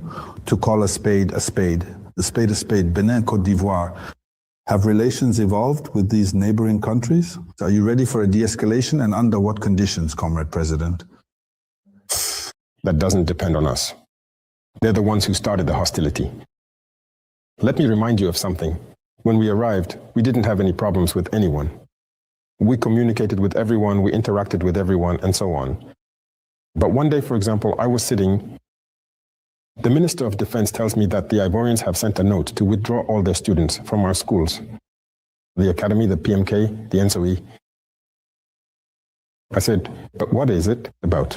And then they withdraw all their officer and non-commissioned officer students and everyone else. No explanation. He says, but prepare for reciprocity to bring our children back because we don't know what they have in mind and why they're doing this. That was the starting point, the first action taken by the Ivorians. We also brought our students back, and it wasn't just the students we didn't leave behind. And little by little, we started to experience acts of hostility towards us. No problem. We take Benin or another country, for example. We didn't provoke anyone. But we all saw when, once again, they tried to bring a war into our region. But who was at the forefront? President Ouattara announced that he would send a battalion, he had prepared everything and so on. We are still waiting for his battalion. President Bina said that force is needed, they will use force, they will go to war. We are waiting. We are ready to go to war too. There can be no de-escalation as long as mindsets remain like this. Whoever is looking for trouble will find it. So we are not the ones who started this. If people aren't smart enough and still let the imperialists come and tell them, kill each other, black brothers, then let it happen. If that's the solution to achieve independence, we are ready. But no one is going to enslave us again. We are ready for that. We are fighting. We are already fighting because terrorism is a manifestation of imperialism. So don't talk about de-escalation as long as the mentality hasn't changed. There are people who, every month or every 2 months, have to rush off to Paris, get their orders, and come back to implement them. They are not free. They are not free. We, on the other hand, no one tells us what to do. We govern according to our people, according to the needs of our people. Our people need water. We do everything we can to provide water. They need to be self-sufficient and have enough to eat. We do everything for that. They need security. We fight for the sake of security. They need roads, development. That's what we are fighting to achieve. But we don't go to someone else's place to take orders, like give the road contract to this company, give this thing to that company, or whatever. Those are slaves, actually. And as long as they remain in that mindset, forget about de-escalation. On the contrary, things will only get worse as long as they stay in that frame of mind. That's what I can say. And what about human rights, Mr. President? Thank you so much, families, for listening and watching. Now we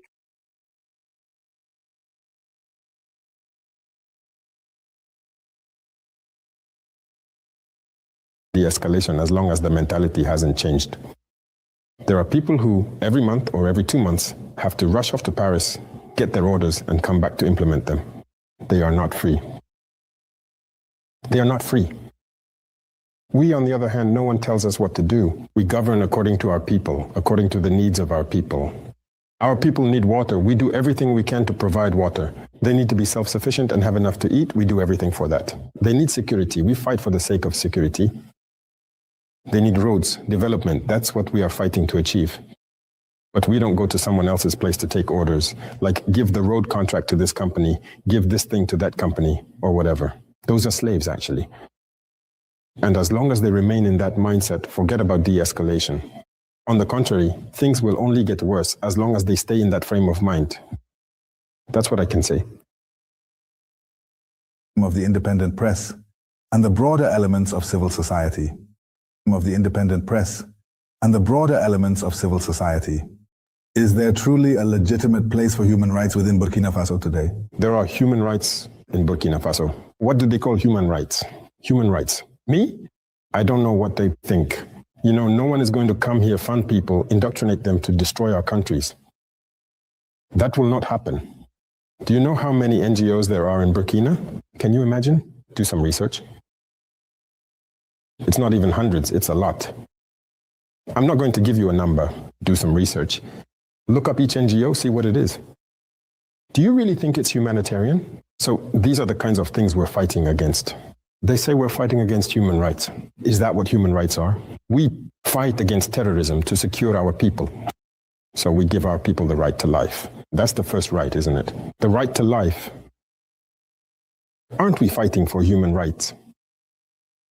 We fight so that the schools that are closed can reopen, so that children can go to school.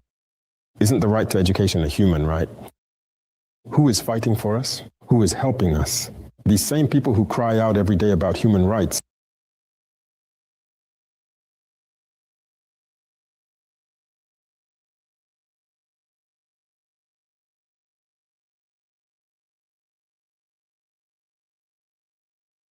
Not one of them has given us a single cartridge to fight against the terrorists who are killing our children, to fight against the terrorists who are closing our schools, who are destroying our schools. That means the terrorists are fighting against human rights. We are fighting for human rights, and they are the ones encouraging the terrorists. Who is fighting against human rights? They're the ones saying it. I was just telling you about certain things happening in Europe and all that. But it's over there that they're fighting against human rights. Otherwise, here, human rights exist. And remember one thing, human rights come from Africa. It doesn't come from somewhere else. It comes from Africa and West Africa, here. The first charters that spoke of human rights were here in the AES Confederation, more precisely in Mali. The Charter of Kurakufu. Kurakufu. Who preach President Ibrahim Traoré, teach them, because Africa is the origin of everything, everything. And this man is really well prepared. This is how a leader needs to be. So human rights were known to Africans. We were well organized, a well-structured society, each person with their rights, even women's rights. It was in Africa that women's rights existed. Elsewhere, they didn't exist. And are those people the ones who can talk to us about women's rights or human rights? They don't know any rights. Who talks about human rights? Who bombed and killed children in Libya? Who is bombing children all over the place, dropping bombs indiscriminately, killing children and so on? Is that what human rights are? That's not what we do. We fight for the lives of our people. We protect them. Our soldiers die to protect them. And we do everything we can to open our schools, to educate them. We do everything we can to subsidize our farmers, to develop agriculture so that people have enough to eat. We do everything we can to dig wells so that people have access to clean water. Who is fighting against human rights? It's them. They have no respect for human rights. And the VDP accused of serious violations. What is the status of the promised investigations? Those who say that the VDP are accused of serious violations, what evidence have they presented? We ourselves, when we have caught VDP involved in certain acts, they have been put in prison. Those VDP are in prison and they know where they are. And we have said that anyone, this is not just anyone. Listen, we are adults. We are adults. No one should see us as subhuman. We know what we are doing. And it's this mentality that is also dangerous, because often some leaders in the West and so on see Africans as subhuman. And so they come here as if they're coming to teach us things. I told you that the right to life, it's us who teach that to the rest of the world. No one teaches us that. So it's true that there have been a few small problems with some VDPs. Some of them have made mistakes or other things. They are in prison. We have no qualms about that. Now, all those things they're saying, what proof do they have? Nothing. It's us. When people accuse us, we conduct investigations. And very often we end up finding what we call treachery. The terrorists, they come, they carry out massacres in certain places, often wearing our uniforms. Sometimes people even say it's the army. And then they leave. They came dressed in army uniforms. Yes, but it wasn't us. They put on our flags, all our insignia, and then they come and do these things. And the terrorists publish videos of this. But why don't people see that? The terrorists post videos on social media where they're wearing our uniforms, our gear, and everything. They go out and carry out actions. And then afterwards, they film these people to claim that they are armed forces. They know very well, because it's them who go over there themselves. How did they manage to get a channel with the terrorists to get images? How do they do it? There are even people who have the nerve to tell us that they filmed. I remember once an NGO who, by satellite image, claimed they saw Malians committing abuses. They aren't even ashamed. They don't even have the sense to realize that what they're saying is wrong. Why do I say they lack intelligence? It's because they see black people as less than human. Otherwise, if you have the ability to use satellites to see forces committing abuses, but you don't have the ability to use satellites to see the terrorists, then you're insulting us. Here, our entire struggle is for the survival and security of our people. And we live well. We live well. We are in good harmony. Otherwise, well, we wouldn't be able to go wherever we want. And that's it, we wouldn't be able to act. You can travel around Burkina. You can go anywhere you want. You'll see what's changing in Burkina, what the people appreciate about our revolution and everything. And it will do you a lot of good. Following a tripartite meeting recently held in Cotonou between the chiefs of staff of the armed forces of Côte d'Ivoire, France, and Benin. One of the officers, namely the chief of staff of France, stated that since you took power, the security situation has greatly deteriorated. One could even say it's catastrophic. What is your response to this officer, Mr. President? He's French, isn't he? He should mind his own business. We are Burkinabe. It's none of his concern. They need to understand that. All I'm saying is when someone talks about our countries, it's an insult to us. It means they see us as less than human. What business is it of theirs? The situation has deteriorated, but that's between us, Burkinabe. Is it any of their concern? Not at all. They should mind their own business. And they should stay in their own country. Why do they have to stick their nose into Burkina's affairs? Oh, but they still have the power of colonization.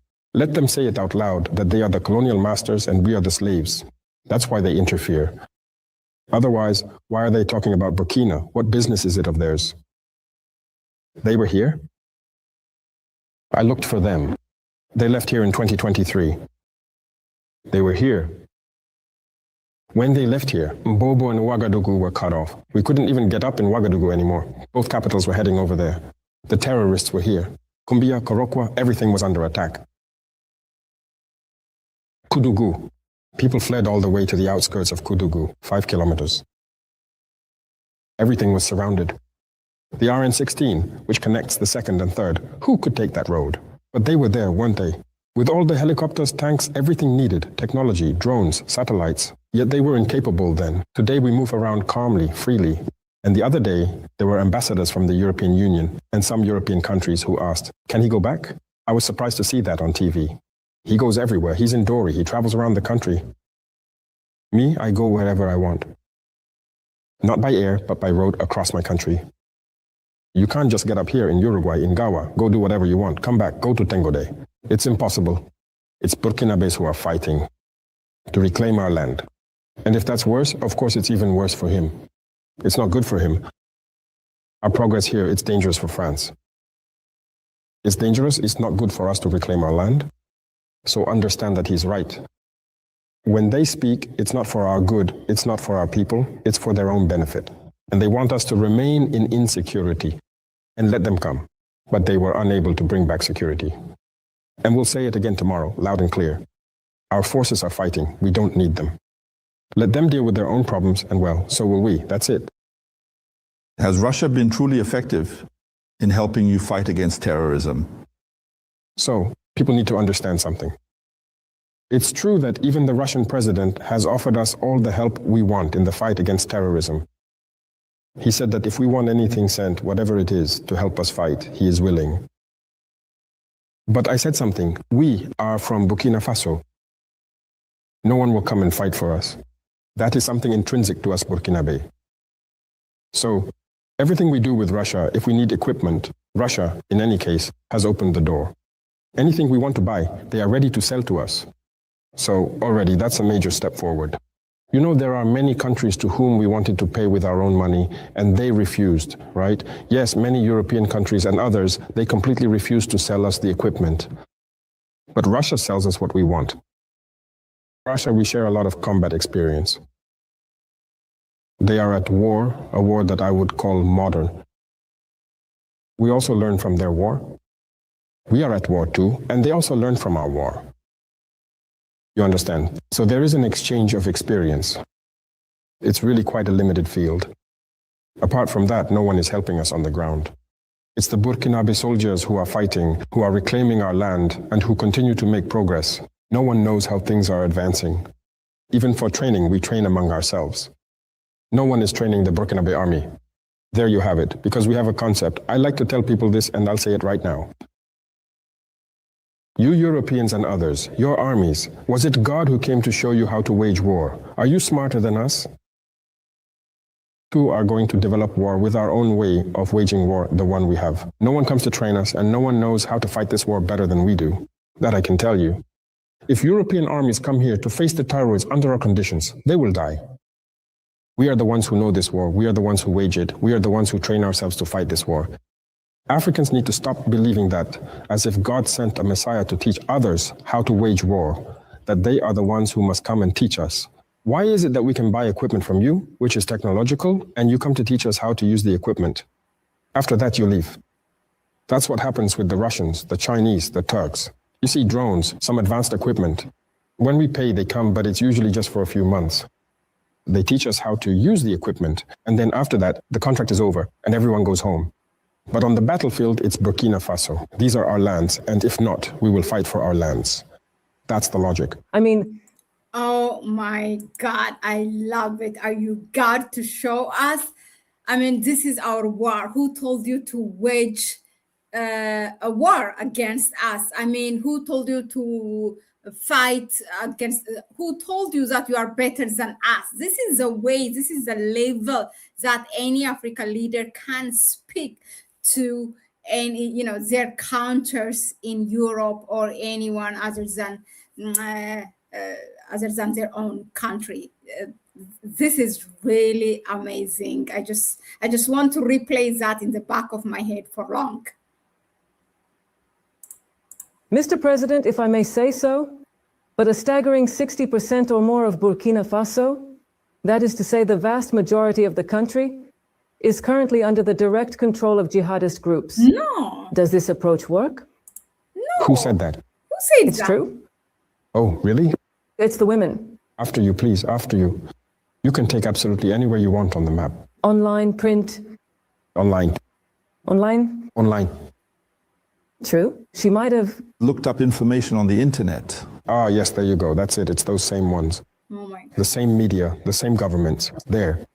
They paint Burkina in red. That's false. But me, I'm the head of state. Mm-hmm. Or just now we were discussing assassination attempts and all that. It was a city, there are just a few cities I haven't visited yet. I go everywhere. And everyone goes everywhere.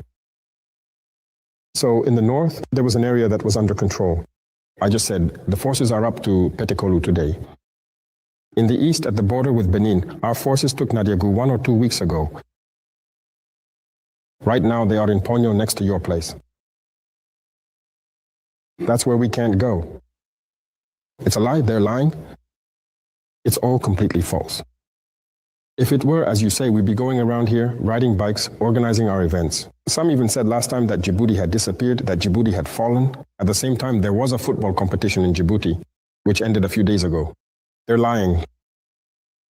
The art of lying is in the Western media. Many of these mainstream media, as I like to say, they do nothing but lie to sell you false information and make you believe that everything is going wrong. On the contrary, many things are going well here. Our economy is doing very well. We are doing better in our struggle, and we are making progress. So be careful with what you read on the internet. So once again, journalists from Sky News, I think,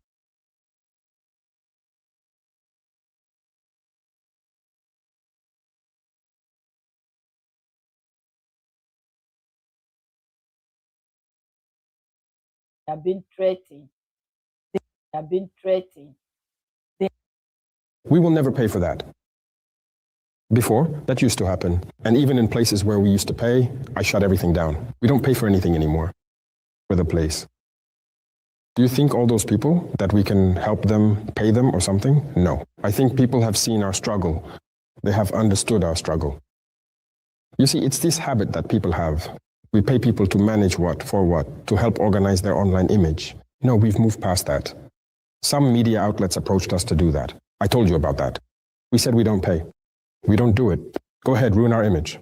They do it, don't they? Jeune Afrique, RFI, whatever. We will never pay for that. Before, that used to happen. And even in places where we used to pay, I shut everything down. We don't pay for anything anymore. Because you have a state-owned company, they make them take shares in their media outlets. A share in the media outlet is not a return. You're investing. I put a stop to all of it. If someone wants to adapt to our image, that's up to them. Our people know what we're doing, Africans know what we're doing, and people everywhere in the world who want a just world know what we're doing. So from the start, people talk about the good things we're doing, because what we're doing is also fair. Our struggle is just, so we don't pay anyone to clean up our image or anything like that. No, he was talking about the Russians doing those things. Everything is about the Russians. Do you think Africans aren't capable of doing something? Is it Russia that always has to hold people's hands, forgive, and leave them alone? The Russians are fighting their own battles over there. We have very good cooperation, but don't think they're acting like slave masters, as some people believe. No, the Russians aren't like that. They don't interfere in other people's affairs. And that's what I appreciate about them. Precisely regarding these new strategic partnerships, especially with Russia, we can say that things aren't looking good for Russia's allies, particularly in Venezuela and Iran. So I ask you, do you see the dark winter coming all the way to Ouagadougou? Does it ever cross your mind that you might one day be taken away like someone judged elsewhere? Is the dark winter might extend a bit to Burkina Faso? You know, Africans have a problem.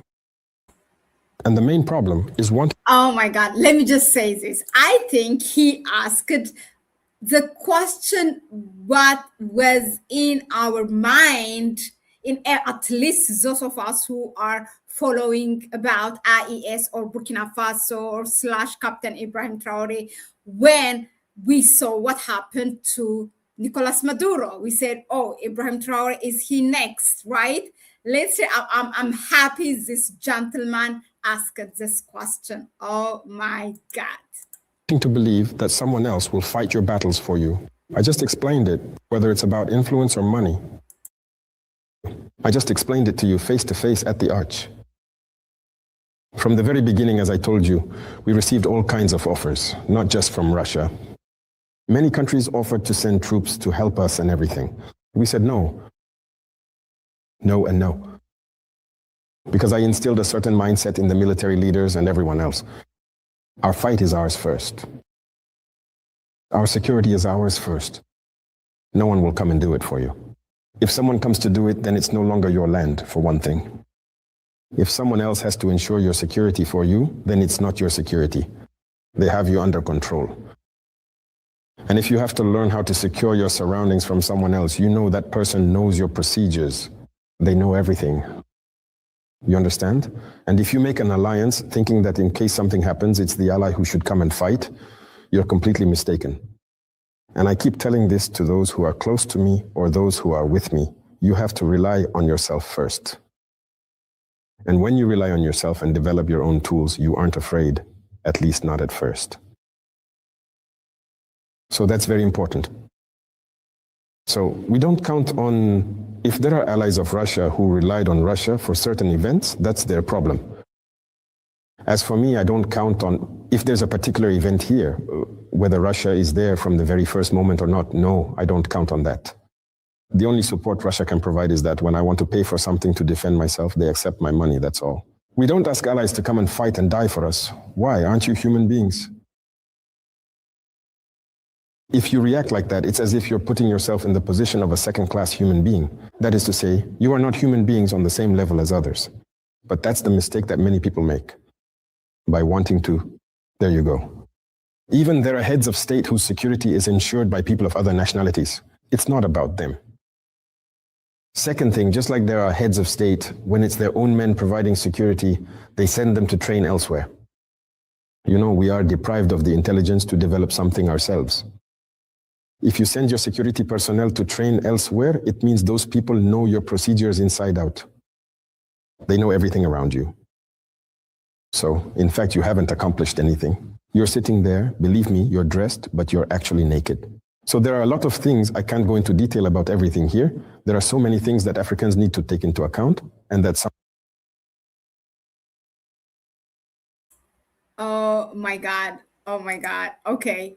Can you allow me to repeat this? We need to hear that once again. I mean, if let's repeat that. Okay, let's repeat that.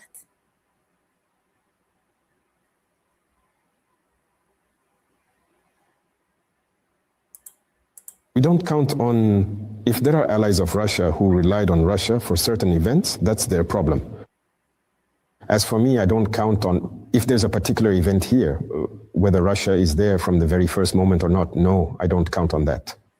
The only support Russia can provide is that when I want to pay for something to defend myself, they accept my money, that's all. We don't ask allies to come and fight and die for us. Why? Aren't you human beings? If you react like that, it's as if you're putting yourself in the position of a second-class human being. That is to say, you are not human beings on the same level as others. But that's the mistake that many people make by wanting to, there you go. Even there are heads of state whose security is ensured by people of other nationalities. It's not about them. Listen to this, what he says after this, oh my God. Second thing, just like there are heads of state, when it's their own men providing security, they send them to train elsewhere. You know, we are deprived of the intelligence to develop something ourselves. If you send your security personnel to train elsewhere, it means those people know your procedures inside out. They know everything around you. Exactly. So, in fact, you haven't accomplished anything. You're sitting there, believe me, you're dressed, but you're actually naked. So there are a lot of things, I can't go into detail about everything here. There are so many things that Africans need to take into account and that some others need to consider as well. Listen, as we say back in the village, when someone washes your back, hurry up and wash your own face too. So if there are strategic alliances that allow you to get support in certain areas, for the rest, you need to be able to develop it yourself. It's like the military industry. Here we are in Africa just sitting around. As for me, I said yes, we urgently bought equipment to continue our fight and wage our war. But do you think we're going to keep going like this? In any case, not Burkina Faso, because our mentality is different. From now on, we are going to produce military equipment ourselves. For us, we'll try. If people want it, we'll sell it to them. Because I'm convinced of one thing. We have brains too. We think. We're not stupid. But if you act like you have an illness, you're the one showing others that you're stupid. You don't produce anything, and you don't even intend to produce anything. You don't develop anything, whether tactically or technically. You always rely on others. But you're not human beings. You shouldn't count on others. Count on yourself first. And that's on an individual level in Burkina Faso. Every Burkinabe must count on themselves first. And the revolution is this mentality. You see, before, everyone would sit back and say, it's up to the state. We are in the process of changing that. You must rely on yourself first before calling on the state. And so, even at the state level, it's the same. So that's what I can say. There is nothing to fear. We have a system that we have gradually developed to perfection, but no one comes to show us anything, to teach us anything. As long as God has given us a brain, we use our brains to think for ourselves. Excellent. The visit of Nick Clegg from the U.S. State Department to Ouagadougou signifies a rapprochement with the West. Yes, I followed that. They asked to come and have discussions with us. I think the Minister of Foreign Affairs. All right, this is really important. This is important because many of us asked, is the Alliance of the Sahel States, Burkina Faso and others, Mali, Niger, are they rekindling back their relationship with the West? Because we have seen those ambassadors or envoys from the European Union coming in and out. Okay, let's see what Captain Ibrahim Traoré says about that. A very good question, really. Spoke with them, and also a bit in Western countries. Actually, people need to understand something. We are not opposed to anyone.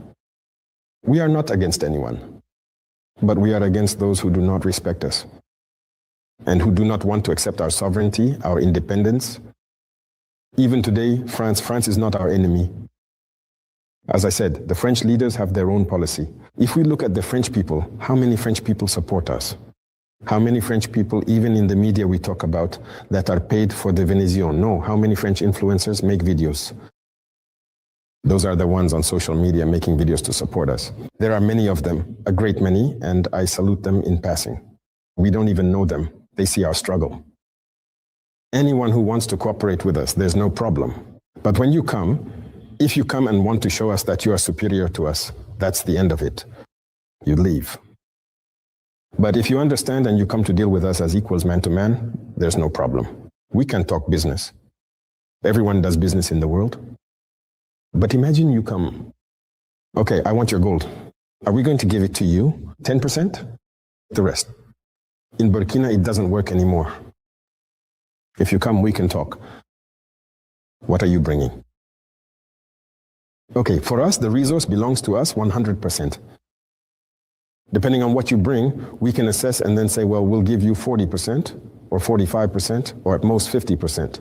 And then we're even. And that's a discussion. But if you don't want to, if you come with the mindset that, well, they're just black people, we'll take whatever we want, that won't work.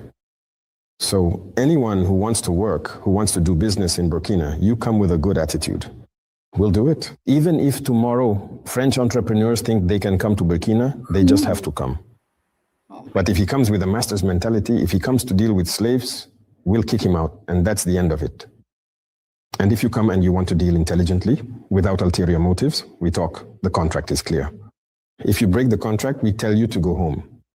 That's respect for our sovereignty, for our independence. That's very important. Why do you think young people like you nowadays? Why do I think young people like me nowadays? I don't know. I can't judge that. If young people like me, maybe it's because of the ideology we're developing. Take the health sector, for example. We are equipping our hospitals with all possible technologies. The cost of healthcare has drastically decreased, but whether young people will like it or not, medication prices have gone down. It's nothing like in the sub-region, even in Europe. Take the field of infrastructure, for example. We are building our own roads ourselves. Young people are getting jobs because the Faso Mewa agency employs thousands of young Burkinabés. Young people, whether they like it or not, all countries can do the same thing. In the field of agriculture, we have provided the means. We have paid for thousands of tractors that cultivate the fields of many farmers for free. And when it comes to large fields, it's subsidized. All countries want to see this, whether they admit it or not. This year, we achieved record production. Since Burkina has existed, we have never produced like this before. But is this positive or not? Everyone will have enough to eat. Purchasing power is increasing. We are creating industries to process our raw materials, whether young people like it or not. Young people will be employed to run the factories, but also in mechanics and all of that. So let's take the field of transportation and everything related to it. Even urban transportation. We saw that we were very far behind. We decided for one phase to produce at least 500 buses that will transport people. That means a lot of people who couldn't get around will now be able to. And that creates jobs for 500 buses. Just for the machinists alone, you have 1,000 people employed. Is that good or not? So in every field, we are making progress. That's what young people see as positive and what they appreciate. And I appreciate that. It's not me personally that they like, it's the ideology that they like. And it's this ideology that perhaps they want to see replicated everywhere so that they can live with dignity. So when it comes to education, we are building lecture halls for our universities. Look at the situation of our students, the delay that it's terrible. If you see how our students used to be, we created university centers everywhere, but not a single lecture hall. They just wander around the cities like that. But today, we are building lecture halls all over the place to give them a bit of dignity. Soon it will be university dormitories because they don't even know where to live. Some of them sleep on the floor at the universities. We need to help them find housing. University cafeterias, we need to help them be able to eat. Is it good or not good for the schools, the children and everything? Often the children don't even have a school. Today we have, near the model schools, we are building proper buildings, well constructed, with much smaller class sizes. Otherwise, you go into classrooms with 100 or more, 200 or more students. Can anyone really work in those conditions? Even the teacher suffers in there. We are in the process of readjusting everything to reduce class sizes, create classrooms that meet standards, provide all the necessary tools. Is that good or not good? That's what we're doing. It's for the well-being of our people. And all across Burkina, the health centers, we have put a project in place. We have already built nearly 40 of them. And every year it will continue. And in these health centers, there will be doctors assigned. So that if someone has appendicitis or a fracture or something else, we won't be unable to operate on them there. They shouldn't have to be sent away to survive. In fact, there is freedom here, everything is here. But they don't want that. If we thrive like this, it's not good, they don't want that. So they have to tarnish our image. Otherwise, you can walk around freely. Everything I'm saying can be verified. That's it. And that's what the youth want to see, and that's what we're doing right now. Yes, yes. Of African youth, a hope for dignity and awakening. But hope can also lead to immense impatience. So what message of truth do you have for these young people watching you from Bobo, Zingere, Kaya, Lomé, Bamako, Dakar, or Abidjan, who are waiting for the Africa of your generation to finally be the Africa of results, Comrade President? I can't. You know, let me say something, really allow me to say something.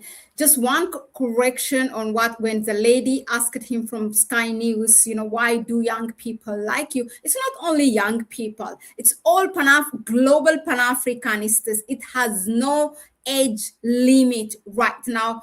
People who are following the Alliance of the Sahel States and Captain Ibrahim Traoré. Even, let me say this, even leaders in Africa, heads of states, wish that they can be like him if they have so much freedom.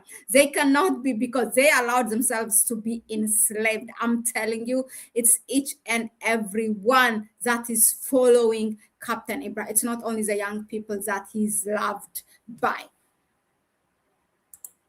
I can't claim, in fact, that my ideology, if I can call it that, will suddenly spread across Africa.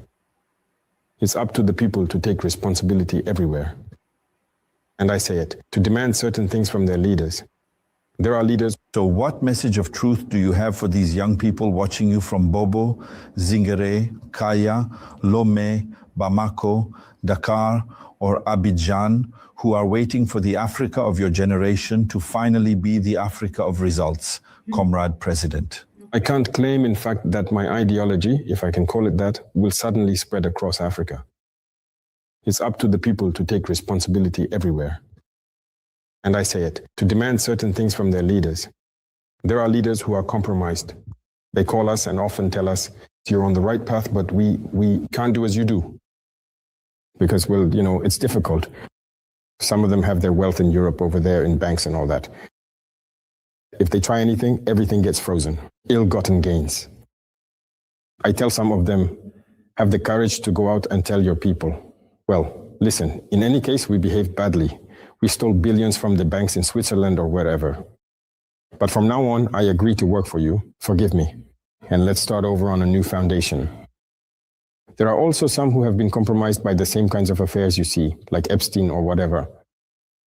Every time they go to Europe, they're put up in hotels, they're filmed in compromising situations, and that's how they're controlled. You do this or else we'll release it. A scandal against you. Have the courage to tell your people, in any case, I messed up, but forgive me, it was a whole mess.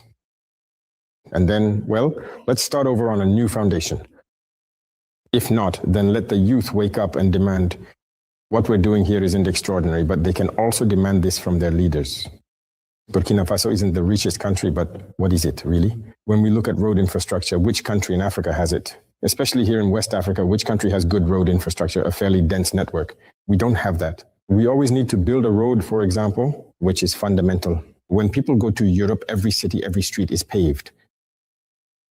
We're happy, we stroll around, we take selfies in the streets in Europe, in the United States, and so on. We can't do that here. Everyone sees that we're acquiring a lot of machines to do it ourselves. And people know that in the near future, we're going to make a big leap forward. Because if we keep relying on the markets, bringing in companies, we can't do it. So we pay for our machines, we trust our youth, we put them to work. But every country can do it. Why don't they do it? So young people need to find a way to approach, first of all, their leaders in a very peaceful manner and tell them, here, this is what we want. We need to be given work with concrete solutions and push them to make it happen. If they don't do it, we need to find a way to put pressure on them to make it happen. Now, if the leader is unable to do it and is chained down by those around him, he should have the courage to say so and then resign. Otherwise, I can't. How should I put it? By some magic, make things change. Young people are impatient, that's true. When I look at Burkina, everyone wants, for example, when I look at the brigades we're setting up to build roads. We started with Ouaga and Bobo, then Koudougou, Tenkodogo, Kaya. But the others need to be patient. It's coming. Everyone will have their brigade, everyone will have their roads. But I can't just do it with a snap of my fingers. So first there is patience and there is a method. A lot of people want to see everything at once, all in one go, but that's impossible. We're coming from very far behind. I like to tell people, our countries are still in the 1800s. We have to accept that. We need to give ourselves a new vision and get things moving with a bit of patience. So for the youth of the sub-region, it's about finding the right approach, in any case, about building a bridge with the leaders, getting them to do what they want. And that's it, there are a lot of things. What we do, for example, when we nationalize certain industrial units and so on, people don't understand. That also takes courage. Even in Burkina, there are people who didn't know that certain industrial units existed. Some people didn't know that they didn't belong to Burkina. It was only when we started gradually taking back control that even intellectuals realized that this unit didn't actually belong to Burkina. Yet it doesn't belong to us. It's up to the youth to demand that the state take back its responsibilities. We are the ones who grow the cotton, but it's others who set the price of cotton. Because even our companies that manage cotton and everything else didn't belong to us. And today we are building large industrial units so that from raw cotton all the way to the finished product, it's us. Everyone can do it. So no one will come and set the price of cotton for us because we process it ourselves. Instead of selling cotton, we will sell thread, if you like. Or else we sell fabric, if you prefer. Cotton is used in care products everywhere, like compressors. We pay for everything at retail price, but it's our cotton. Africa can do it. There are some who are the top producers of cocoa, but they are not the ones who set the price of cocoa. Africa must wake up, and Africa must seek knowledge and awaken. And seeking knowledge means striving to learn many things about our lives, our identity, and leaving ignorance behind. And it is only at this price that we will become ourselves again and develop. And now people will also see us as human beings. Otherwise, for now, I regret to say it, there are African states whose way of doing things and everything else means we cannot be respected. It's not possible. So that's a bit of what I can say to the youth, whether Burkinabe or African. We need to wake up. It's possible. It's possible. Let's believe in ourselves. It's possible. Everyone has a brain. Everyone can do more than what you are currently doing. You are a journalist. If you really tap into your mind, you could be a mechanical engineer maybe, or you could be an electrical engineer. I am convinced of one thing. God has given everyone the ability, and you can't be limited to just one thing. We can do many things. And that's what I'm trying to encourage among young people. I meet a lot of young people, and I encourage them to develop many things. It's possible. We've been lulled to sleep. Look at social media. That's what we've been served. We're sleeping. Let's wake up. Thank you so much, families, for of the progressive popular revolution. So looking forward, what specific and inspiring message do you have for the young generation we've just discussed? And indeed, for the entire Burkinabe people as a whole throughout the nation? So I'd like to come back to a few words again. Africans need to stop deceiving themselves. The democracy as it has been presented to us does not bring development. That's not true. All peoples have gone through a revolution before reaching democracy. And as I tell people, if we consider ourselves to be in the 1800s compared to developed countries, we need a real revolution. A revolution in behavior, that is in mindset, an industrial revolution, a revolution in all sectors to try to create and become ourselves, to catch up with this delay. Otherwise, the democracy that people praise to us, you see, many of our intellectuals who have gone to school, democracy, they don't even know what it is. The same people who shout about it at the very same moment, if you catch them and say to them, okay, democracy children are being killed. Democracy bombs are being dropped. Women are being killed. Killing, destroying hospitals, killing civilian populations. Is that what democracy is? They act as if they don't see that. At that point, their eyes are closed. Young Africans need to understand that this is false. This notion of democracy is false. It's just a stick that people hold and use against Africans and certain peoples. That's all. So we need to forget about the notion of democracy. We need to embrace a revolutionary spirit to revolutionize our lives. And the revolutionary spirit requires a lot of sacrifice. Because, as I said, mindsets have been destroyed.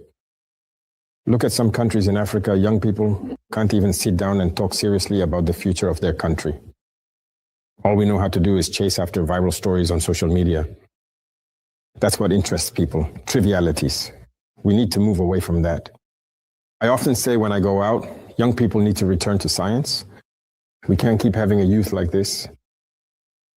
It's all about comedy, pointless things on social media, and random dancing. I don't even know what. That's not going to get us anywhere. And when you look at the so-called influencers or whatever, the ones making those videos doing that nonsense, like there's a guy or a girl just dancing, and that's what people follow. Those get millions of views. But a young person who sits down and shows how a gear can be made or something, mechanics, or maybe how a medical tool works, nobody listens to him. You won't find anything there. People don't even look at those pages. Or a young person who tries to raise awareness, who makes videos to awaken people's minds, very few follow them. But Africa can't make it like this, I'm sorry. If we keep going like this, we'll remain slaves forever. These are truths. Some will even say that a head of state shouldn't say things like this, that it's too blunt, these things.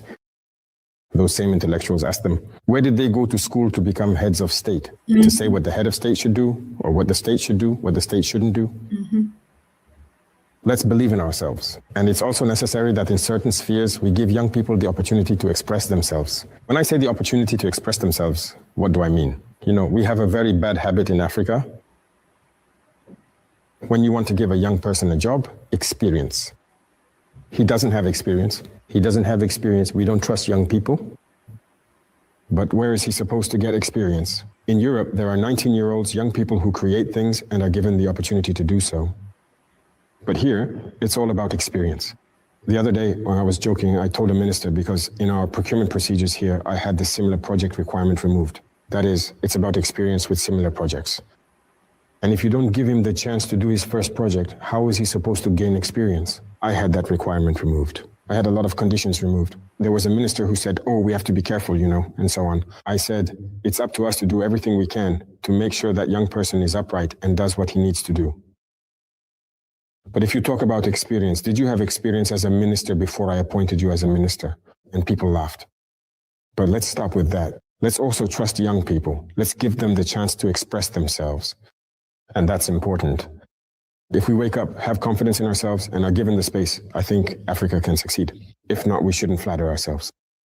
All we'll do, in fact, is create our own little El Dorados. That is, a few countries will develop, but the vast majority will go nowhere. We will continue to die in the ocean. And that's it. Because Burkina alone, if I take the case of Burkina, if we alone start to develop, why do we preach for everyone? We can't accommodate the entire African population that wants to work. It's impossible. But if we don't do it together, how do we do it? So everyone has an interest in waking up. And I think a better future is possible. Africa has all the potential. Everything. There is no explanation for why there is so much oil in Niger, in Mali, or wherever, and yet they don't develop quickly like those Gulf countries that also have oil. There is no explanation. There is no explanation for why we have gold here and certain other resources, and yet we can't develop like some countries in Europe that have nothing but those resources. There is no explanation. It's about governance. And the youth have their say without manipulation, with respect and all that. They should be able to do it. If not, a revolution is needed. That's clear and straightforward. Thank you, Mr. President. So we have now reached the end of this interview. The first to have brought together here at the Kuluba Palace media from Burkina Faso, Africa, and the West. So at the Kuluba Palace, as I was saying, thank you again for this openness to the press and for all the answers you provided to the concerns of my colleagues. Dear colleagues, thank you as well for your interest. Dear viewers, thank you for watching this interview with the head of state, Captain Ibrahim Traoré, from start to finish. Stay tuned to the programs of Burkina Television.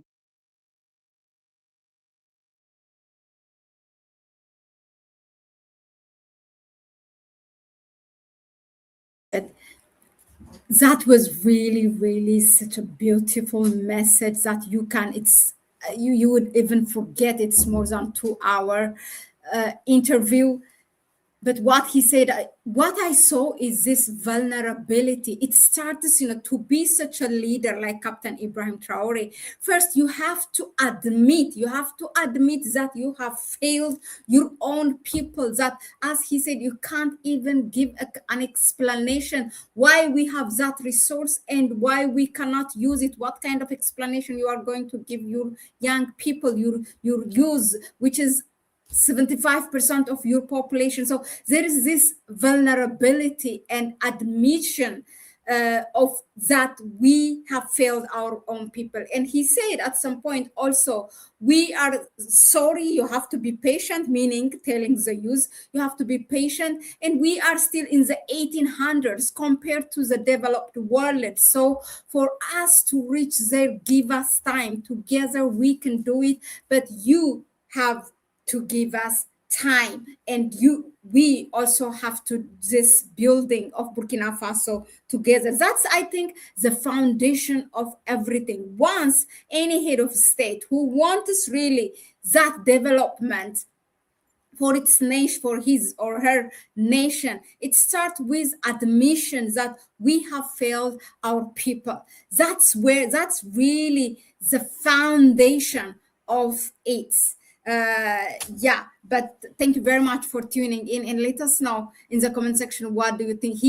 A lot of pointers that has been questions in our minds have been raised, even recent incidents like the European Union and the United States coming in and out, and the reason, and he said it straight up, even with French investors are welcome to come, but we are not going to have that conversation of slave master. You are going to operate on our conditions, on the terms and conditions we are giving you. So thank you very much. We try to maybe dissect this topic by topic so that it's easier. I know that to watch 2 hour and 15 minutes interview might be difficult for you, but also he raised at last how the social media is also used really in making us, to go backward. Like, we are spending time on what is not useful to build our own country, our own people. Young people are wasting their time on social media watching nonsense, like people dancing this and that. But there is somebody who has an important information, maybe how to do business, maybe how to set up a manufacturing, this and that, will not get that view. So that will not get us anywhere. So first of all, ourselves and our children, our siblings, we need to really bring that information and be responsible. Otherwise, listening to Captain Ibrahim Traoré and not doing anything about what he said it doesn't get us also nowhere. It's just like, it just bounce back, right? Anyway, thank you very much, and let us know in the comment section what do you think of this interview. Bye. And tonight, please don't forget, we have 7 p.m. CET or 5 p.m. GMT. We have a very good live session where we talk about also the Iranian women, facts that are never told. So tune in, subscribe to the channel, share the video with others, give it a like. You can support us through our PayPal account. And that was it for now. Bye.